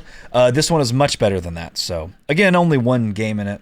How's the visibility in it? Better than Gulag Showers because it's Warzone 2. Yeah. Nice. Okay. So. Yeah. I didn't go to the Gulag because I'm not shit and I didn't die. But, yeah, I mean, you were holding on to Jake's average size cock the whole time, so you didn't die. Yeah, I was. He's very young and average sized. I was trying to solo quad, but I couldn't find a person to shoot at, so it didn't work very well. Yeah, you died to fall damage. Yeah. Okay. Anyway, the map rotation they added in, it's really, really good. I think they implemented it perfectly. The 15-minute rotation is solid. So the thing with the map rotation too is they had kind of made it seem, or I had assumed, they were going to rotate every playlist. So solos, duos, trios, quads, Resurgence would constantly be on a rotation between Ashika and Vondel. That is not the case. They rotate it every week, at least as of now. They rotate it every single week for one player count mode. So last week it was trios. I don't even know what it is right now because we just play Vondel quads no matter what. But I think that's a really good mix if you feel like kind of getting bored on one map, you want to play both of them. The 15-minute timer is like, it's right in that sweet spot where when you finish a game, it's on the next map, or you're either right around where you can usually like wait a minute or two for it to rotate again if you want to play a different map. It's like the perfect amount of time. I'm very surprised. Camp only one map if you want, pretty much. You can spawn camp. Yeah, I agree. If they're going to have a rotation, like obviously we would rather prefer they just have Ashika 1 through 4s and Vondel 1 through 4s always, so I could always pick. They're obviously unwilling to do that. So since they're going to have a rotation, and if they will, this is probably the best way they could do it. So yeah, I'm in favor of it. Yeah, I'm a fan. Yeah. So they added armor plate carriers in this update. We have the tempered, which we already had actually. There's a ghost plate, which keeps you ghosted, so you don't have to use ghost perk. There is a comms vest, which shows people that are ghosted, and then also it shows the direction they're looking. And then it has a medic vest, which medic you revive your teammates faster and you self-res faster too. So those are the ones that are in. Medic vest is really good, dope. Tempered is great as well. Comms actually is worse than not having a vest. strictly for Vondel. It's probably good on like Moz or something like that. Because then you'll see ghosted players. But for Vondel with the verticality, the comms vest does not show their height, doesn't show if they're above you or below you like regular UAV does. It shows the direction they're looking. That is not what you want for Vondel. It's way too vertical. That just ruins it. So I'm like, okay, cool. There's a full team in this building over here. I would rather just know if they're above me or below me.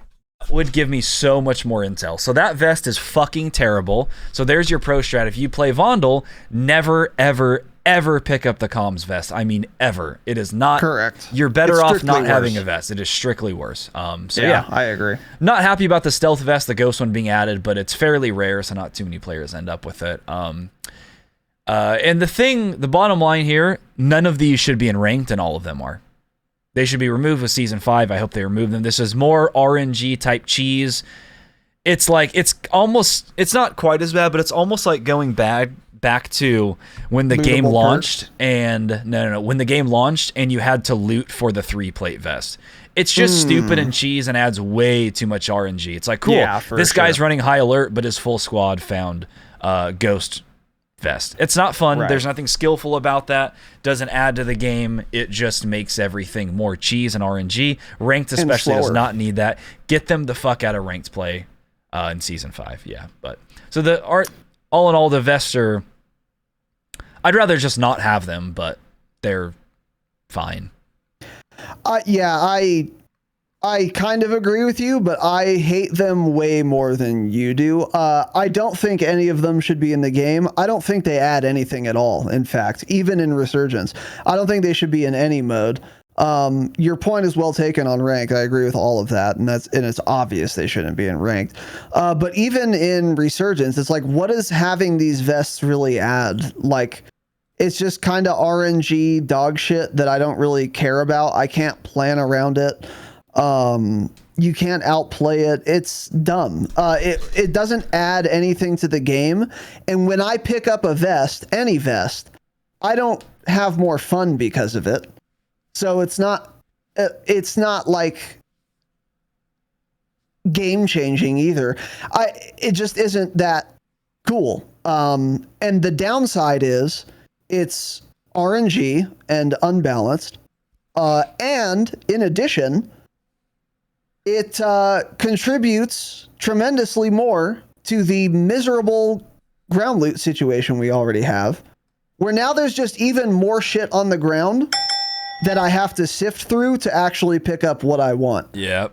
Like, have you ever tried to pick up a stack of AR ammo because the game has a bug where you don't pick up ammo automatically, even though you should? That was day one, by the way. Still have the bug.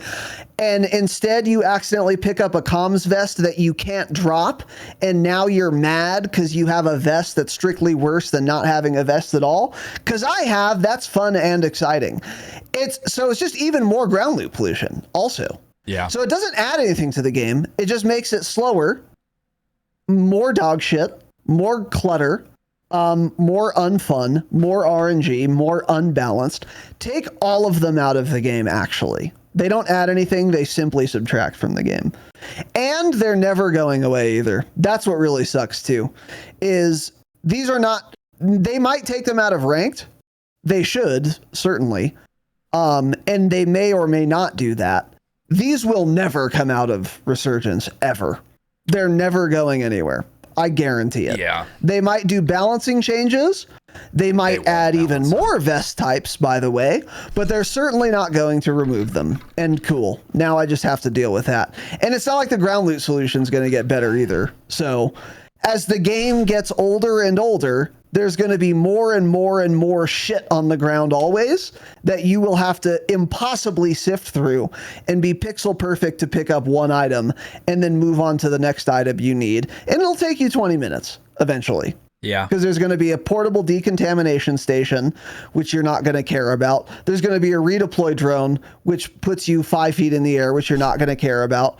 There's going to be a fucking rebreather, which you're not going to care about. There's going to be a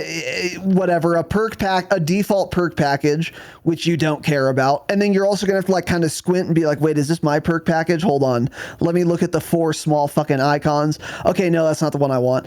And then you're going to have to go to like, oh, you're looking over the X13 auto. Okay, let me pick this up. Oh, this isn't my X13 auto. It's some miserable bots version of the X13 auto. I don't want that. And then you're going to try and pick up ammo, and then it's not going to pick up. And then everything about it is dog shit. And they're never going to fix that either. Yeah. So cool. Yeah, I love the best though. Awesome. That's honestly like a top 3 change that I want to see in season 5. I've wanted to see for a long time since they added the vomit loop back in. It needs to not spawn on top of each other. We did not have this issue in Warzone 1. The loot was floating, and at some point Raven improved it even more, and it did not ever stack on top of each other. It like wasn't it went possible. In like a circle. It went in a circle. Body. That wouldn't make me so mad about having to pick up ammo when my character doesn't auto pick it up. The reason I get so mad is because when I run over a body that I just killed and I have 20 total bullets in my AR and I see 180 rounds on the ground and I stare at it to pick it up, my character picks up the armor plates underneath that, which I also didn't auto pick up. He picks up SMG ammo. I pick up the smoke grenade, and the last thing I'm able to grab is the stack of assault rifle ammo that did not auto pick up, and I had to waste my time doing that. So if it didn't, even worse, you're constantly switching your weapon. You're picking up his gun, and then because like, okay, his gun's on top of the AR ammo. So if I just pick that up, then I'll be able to pick up the AR ammo. Wrong. It'll put your gun that you had right back there, and then if you press it again, it just goes back to your old gun. And it's such a fucking mess, dude. Yeah. It's so bad. I love it. So that would be a change the game drastically needs. Vomit looting has always been a better solution compared to the backpack system. But as we said back then, they need to tweak it a lot. Like immediately when they changed to vomit looting, we're like, okay, it needs some help. I remember talking about that. Like, okay, they'll fix it though. Like it needs to stop spawning on each other. Fucking 3 seasons later, it's still doing the same shit. Idiots. But yeah, don't worry. We're fixing minuscule bugs that 0.0001% of the population has experience in the game, in DMZ especially. I mean, just fix these things. Simply fix them. You're a game dev. Do game dev shit. So anyways. And you've done it before too. You've done it before. So crazy. Game dev is hard. That's what makes it so infuriating. Yeah. Personal redeploy drones. Are they fun? No. They're too slow. They're too loud. They don't go high enough. They're too low to the ground. They spawn too often, and they're too big on the ground. They're bigger than 3 dead bodies laying next to each other on the ground. That's correct. Super cool. It's actually just terrible, and there's no reason to have them in the game. They add nothing besides clutter to ground loot. That's quite literally it. Don't use them ever. They would be great for Maws, right? We should play Maws and use them. Guess what? You can't. They're a Vondel specific item. You don't need them ever. Do not use one. You will get killed. Because it's the loudest thing in the game. It is as loud as a precision airstrike. You'll hear it across the map. Oh, some guy's using a fucking redeploy drone. I'll look over there. The guy's slowly floating up. The easiest shot to hit. He, of course, doesn't have... you can full kill him. It's not like he's coming back from resurgence. He doesn't have any spawn protection. It's an easy kill, and he's just floating there. So don't ever, ever, ever use them, and just remove them from the game because they're so bad. If you want to make them work better, great. Make them faster, make me go twice as high. I'd love to use it. You implemented them in a horrible way, though. They're so bad. Get them out. Yeah, either remove them or actually make them worth using. Yeah, for sure. Because another thing about them, too, is the process of doing it is incredibly long and slow. Like... It takes a while. You throw it down. Slow. Your character throws it down, and then he takes out a bike pump, like a bicycle tire pump, and then he starts pumping the balloon, and then it goes up into the air, and then you rappel onto it like extra slow, I guess, and then you go up to the top slowly again, and then you like fucking have this effete, like shitty little jump that isn't worth doing at all. Yeah. So it needs a lot of work. I like the idea of portable balloons like we had in Warzone 1. Those did add something to the game, but weren't overpowered and were therefore worth using and worth having in the game. Those were really cool. This is not that though. So make them more like the thing you did correctly in the old game. right? Or the vomit looting solution, where when someone dies, I can actually pick up the loot I want. Like you've already found the solution for that everyone liked in the old game, and then you just didn't reintroduce it into this one. New and improved experience, by the way. Unacceptable, but yeah, that's where we're at. So cool. Yeah. I hate Infinity Ward so goddamn much. God damn it. There's a new contract to the game. Oh, cool. This I probably forgot. adds value and is fun. Yeah. There's one thing they need to do with contracts, that is add most wanted contracts back. They're just not there. They're not there on Vondel. I don't know why. I don't know if the devs know why. Probably not. So that's super cool. So the new contract, I don't know. It's don't know useless. what it does. I don't do it. No one does it. No one's ever done it except Ted Timmons and Joe Seacott. Yeah. And it doesn't. Yeah, again, it just doesn't add anything to the game. It's more contract pollution, frankly. More clutter on the map. Yeah. It's more icon clutter on my map. There's going to be that new contract on top of the symbol for a loadout drop on my TAC map. That isn't a real loadout drop, by the way, because that's another bug, where there's an icon for a loadout, but there isn't actually one there. That's what's happening there. And maybe I would want a bounty or a most wanted contract, but because they've added dog shit contracts that no one cares about, the chance of getting a bounty you actually, or a contract you actually want, is reduced, so it doesn't add anything to the game. It in fact detracts from it. Cool. No, what would be awesome, but unfortunately will never happen because Call of Duty game devs are the worst game devs in game dev period. It would be cool if we had the ability to turn things off on our map to never view them again. Ooh, I would like a little legend filter? I would filter off every single contract on Resurgence except for bounties, because I don't ever want any of them. So Imagine clutch, how much better it would be. Remove all the vehicles. I don't care where vehicles are. I'm not getting in a truck ever. Yeah, of course they'll never do it. That would be so dope though. Yeah. I would love to get rid of all that shit clutter. So that is such a good idea. Yeah, and it would be easy for them to do if they had the idea. They didn't. That's why it's good. Yeah. Yeah, someone who doesn't work for them thought of it. Yeah, that's why. That's a great idea, and they could do it. It just hasn't occurred to them. It didn't occur to me either, to be fair. But yeah, it's a great idea. They won't do it. We'll never get it. Yeah. Occupation scan public event, really cool. It's been in the game before. What does it add? Nothing. What does it take away? A lot. Noise pollution, visual pollution, makes everyone lay prone on the ground for 10 seconds so they don't get marked. It's sound. Yeah, you either stop it's moving shit on or your get screen. punished. It's really dumb. Yeah. Totally unnecessary. There's absolutely no reason to have it in the game, period. Another new thing, random deployable buy stations that drop automatically late game. They added this in. I think the number is random. When we had first talked about this, I was like, it seems like it drops like 3 to 5. I think some games it's like literally 1. It's all over the place. But basically in the final few circles, drones will come in. They will drop buy stations, portable buy stations. They're not called in by anyone. They're automatic. It was a really, really good change. Now, contrary to everything else we've just talked about, this is a perfect example of the devs actually rubbing together all their brain power, all 3,000 of them rubbing together their brain power. And that combined came up with this, which was to add this feature in where they drop late game and no one calls them in. So this is the first time ever in Warzone history the devs thought of something that was a good change, and no one had ever thought about this and suggested it. No player had ever thought about this. I mean, agreed. I guess kind of in a roundabout way, because I would always say, why are there fucking no buy stations at the end of the match? Ever. That's how Moz was. There was not a buy station the last 3 circles. So I guess we did technically have the idea. We knew that there were not enough buy stations. So they did add this in. We identified the problem. That's least. Cool. Yeah, we did identify the problem. More than they've done. They haven't identified the problem of me auto picking up assault rifle ammo 50% of the time. But so this is actually a really good change, and we use these quite often. Yeah. So good job, devs. Good work. Unlike the vast majority of the things they add to the game, this is one such exceptional case where it actually adds value to the game, and I'd rather it be in than not be in. Yeah, they're cool.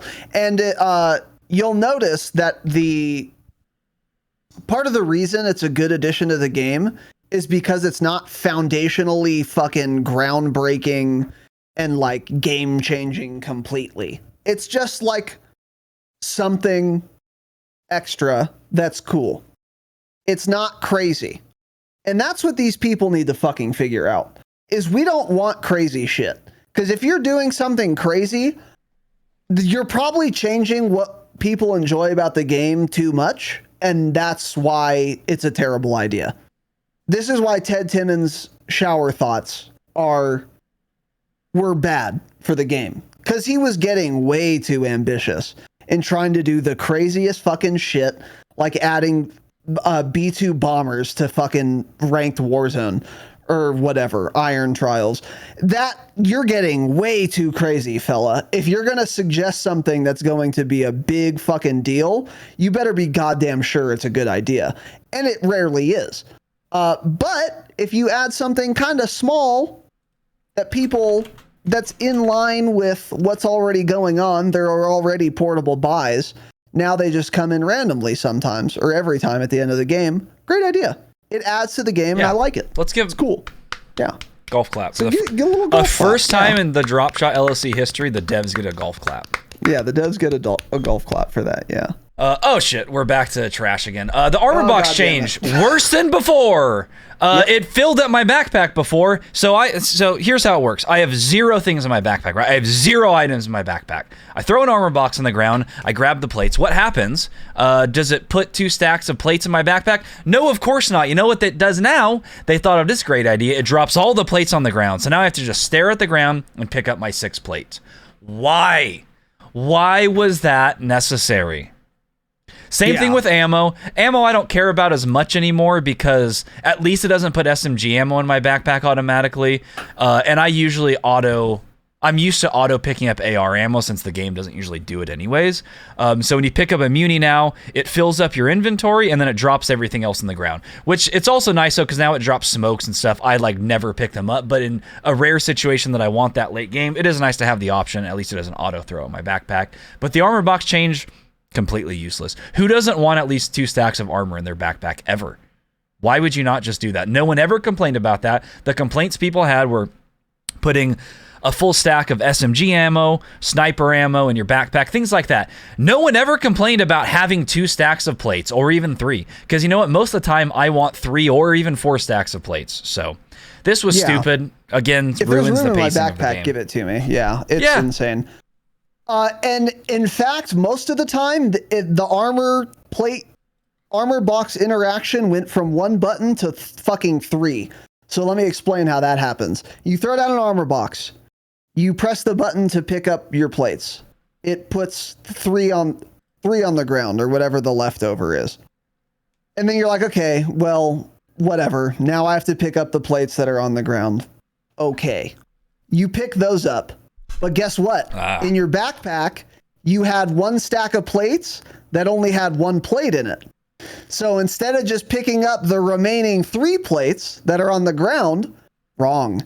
It wants to fill up that stack, so you pick up 3, and then you drop 1. So now I have to press a button a 3rd fucking time to simply get plates. Very cool. It's insane. And that's usually the case. You're usually hitting 3 buttons to pick up fucking armor plates, and you hit a box. Yep. Awesome. Yeah. Awesome. And who doesn't want armor plates? One thing that's always bothered me is having plates when I explicitly do an action to get more plates. Yeah. You know what I usually think is, man, I'd love some extra plates, but not too many extra plates, even though there's room in my backpack. I only want exactly this number of extra plates and no more. Put the rest on the ground, even though my entire backpack is empty. Great idea, Infinity Ward. Awesome. Yeah. This is not that big of a deal, usually, but it just speaks to the absurdity of these developers. And the fact that, of course, they do not play their own game. Because why is that a feature? It's insane. Yeah. They are outside of their minds. I like how we go from 3 months ago, every plate you would run over at auto pickup, you would go from having 5 full stacks of plates in your backpack to now just none. I mean, are they slowly going away from the backpack system? Maybe they're just getting us used to not using a backpack system because when Sledgehammer's MW3 drops this year and Raven or Sledgehammer take over control of Warzone and Infinity Ward fucks off, maybe they're just removing the backpack system. Because, I mean, it's just total opposite decisions in a few months, but then bugs still don't get fixed. So I don't know what's going on there. Yeah, no one does.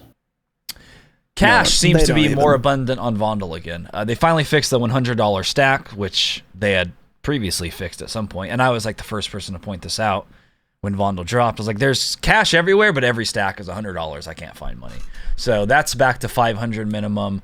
We do consistently have so much money late game, especially lately. I feel like they added more cash maybe too. We will finish so many games where I'll be sitting like $30,000-$40,000 when Resurgence is being disabled. So much that you don't spend most of it. We're like, okay, let's just pop random UAVs, buy a bunch of streaks, make sure everyone has self-res, durables. I think at one point yesterday, one of our teammates had like 48,000 or something by themselves. It was Jake, I think. Yeah. It was crazy. He had like a fuck ton of money. Mm-hmm. So, yeah, that's nice too.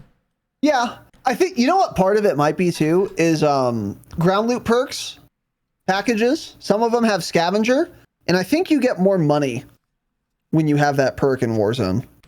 I'm not sure, but I think it's something like dead bodies also drop like $1,000 if you have scavenger, some shit like that. I'm not sure. Doesn't matter.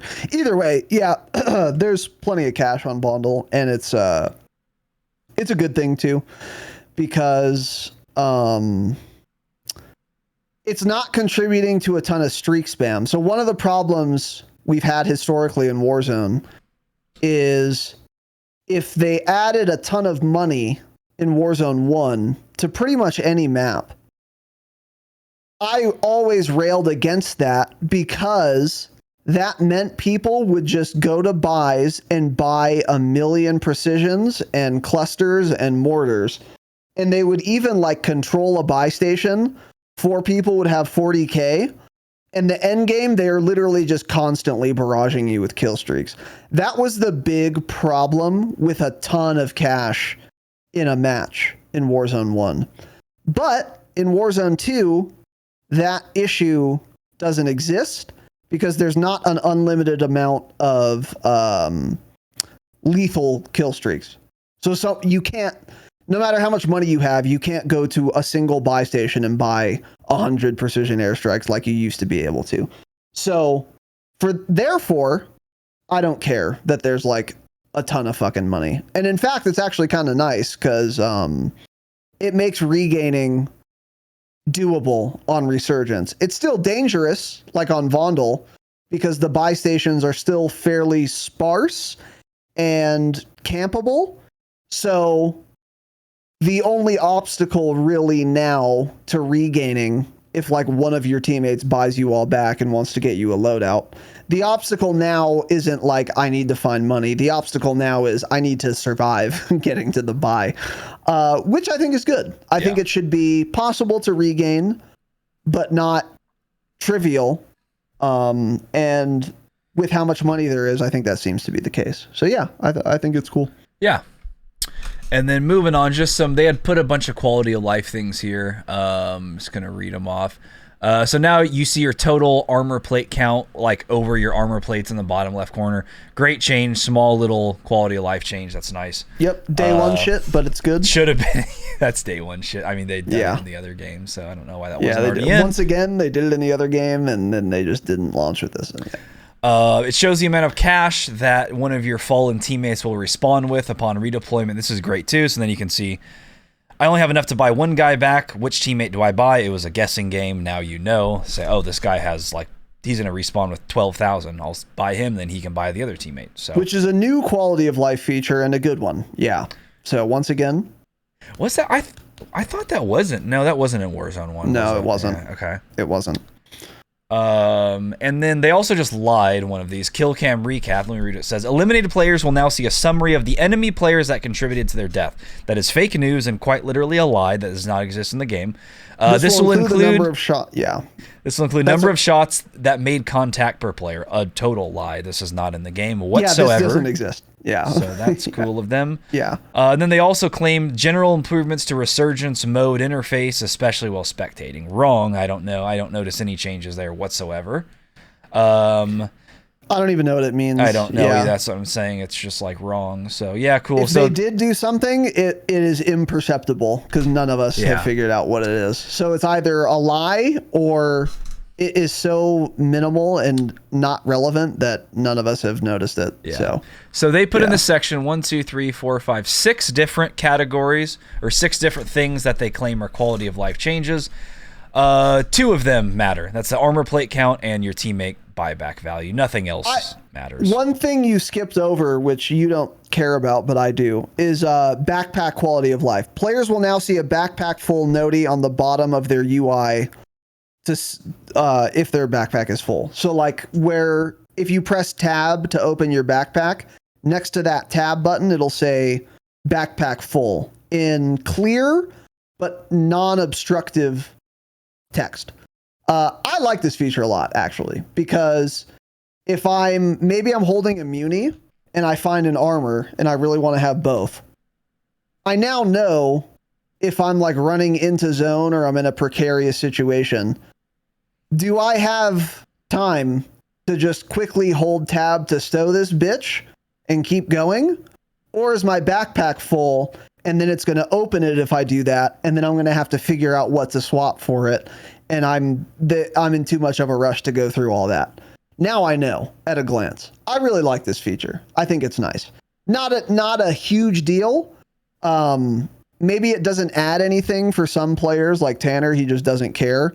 But it also doesn't subtract from Tanner's experience. It doesn't subtract from the experience of people who don't care. And it adds to the experience for those of us who do care. This is another decent quality of life change, I would say. Yeah. Yeah, it's fine, yeah. Yeah. But yeah, and then they just, of course, they lied about the other Well, yeah, thing. most of it's just complete dog shit. Yeah. I mean, actually, it's just they lied. Just a lie. So two Yeah, of like the the 6. Kill Cam So recap. 2 of the 6 definitely mattered. 1 of the 6 is fine, and then 2 of the 6 are just they're lies. They just lied. The kill cam recap is a lie. It doesn't exist, and the resurgence improvements when spectating is a lie. There's nothing different. So Yes. another solid update. But yeah, I mean, Infinity overall, Ward patch notes, yeah. They either omit things they should have added, they add things that are just wrong, or they add things to the patch notes that just don't exist at all. That's a classic. every single patch. Every patch. And I said this years ago, and I will reiterate it here. Infinity Ward, since at least 2019, the year of our Lord Jesus H. Christ, has not once since 2019 ever released a set of patch notes that was a one-to-one representation of what the patch actually did. It's literally in the history of this podcast, and I'm not being hyperbolic and I'm not joking, not once ever has that been the case where the patch notes were complete with no omissions, with no inaccuracies, with everything that should be in the patch notes in the patch notes. It literally has not happened once in 4 years. I'm not joking. Literally 0 times ever. yeah. AAA Dev Studio, supposedly. Insane. Out of their minds. Meanwhile, every single Raven patch note ever was more clear than I would expect of a dev studio, actually. It was above and beyond the bare minimum, or the standard even. It was the gold standard. Fantastic patch notes. Infinity Ward, always accurate and always complete, Raven. Always. And then they'd also tell you why they did things and what they plan on doing later. Perfect. Beautiful. More than we even deserve, maybe. Probably not. But what we deserve. It's great. Not once ever has Infinity Ward done even decent patch notes. Accurate. They're never accurate. It's so crazy to me. And some Call of Duty fans still have the gall to say Infinity Ward's the best dev studio. Delete your character in real life if that's you. Fuck you if that's you. Fuck Infinity Ward also, more importantly. Anyway, yeah. Quality of life changes, by the way. Yeah. Yeah. Oh, you had one more thing here. Never mind. Yeah, last thing I wanted to say is the fog situation on Vondel. So they said in season 4 when this came out, not Reloaded, but season 4, that they're adding a very rare event where sometimes there will be fog on Vondel in resurgence modes. Yeah. That was again a lie. It was not very rare. It wasn't even close to very rare. It was like actually 40% of the matches. And with Season 4 Reloaded, good news, they changed how the fog works. It's just as common, except now the fog is way more dense for some reason. The few times you get it, or not few. It's strictly worse now. Yeah. It's strictly worse now. The fog is far more dense and difficult to see through than it was before Season 4 Reloaded. And it occurs just as often as it used to, which is like 40% of games, which is way too many. So that's cool too. And nothing was said about this, of course. In case you were wondering, oh, did they mention that in the patch notes? No, of course they fucking didn't. Why would they do that? Why would they tell us how they changed the game in an article or a piece of media that is created with the intention of telling us what they've changed in the game? Why would they do that? It's Infinity Ward. So yeah, that's cool. Yeah. Makes tracker. But yeah, so the update, the event's cool.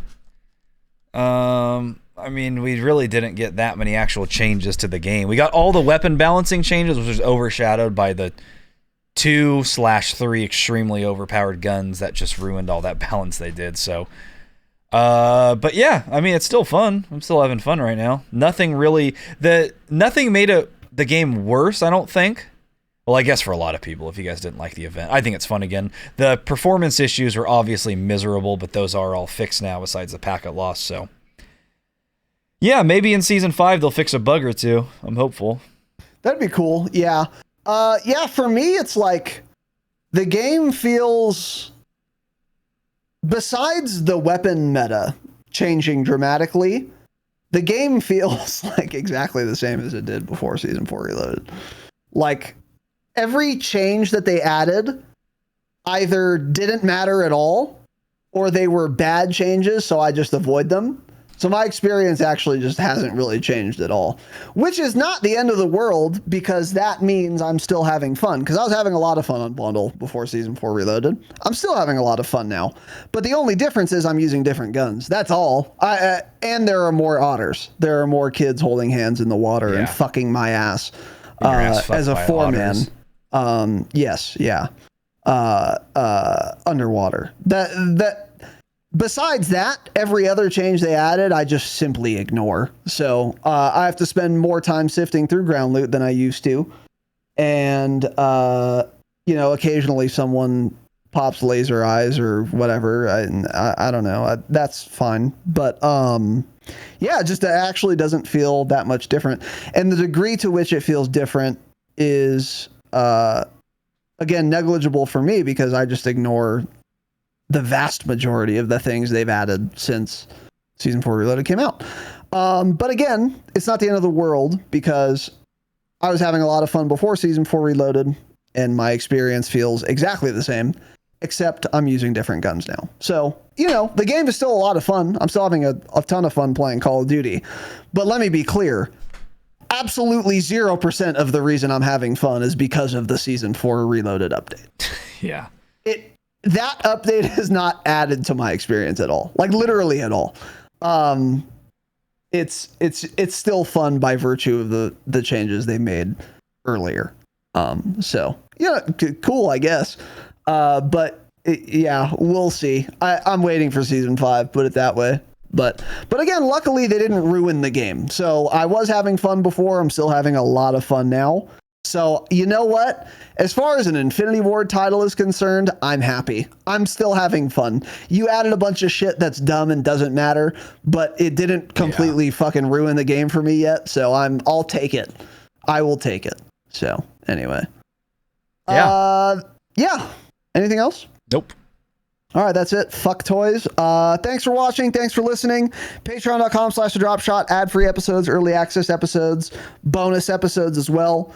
We've got a lot of banger Patreon episodes cooking as we close out the month. 2 more COD-related ones and a behind-the-scenes for you Damascus Chads.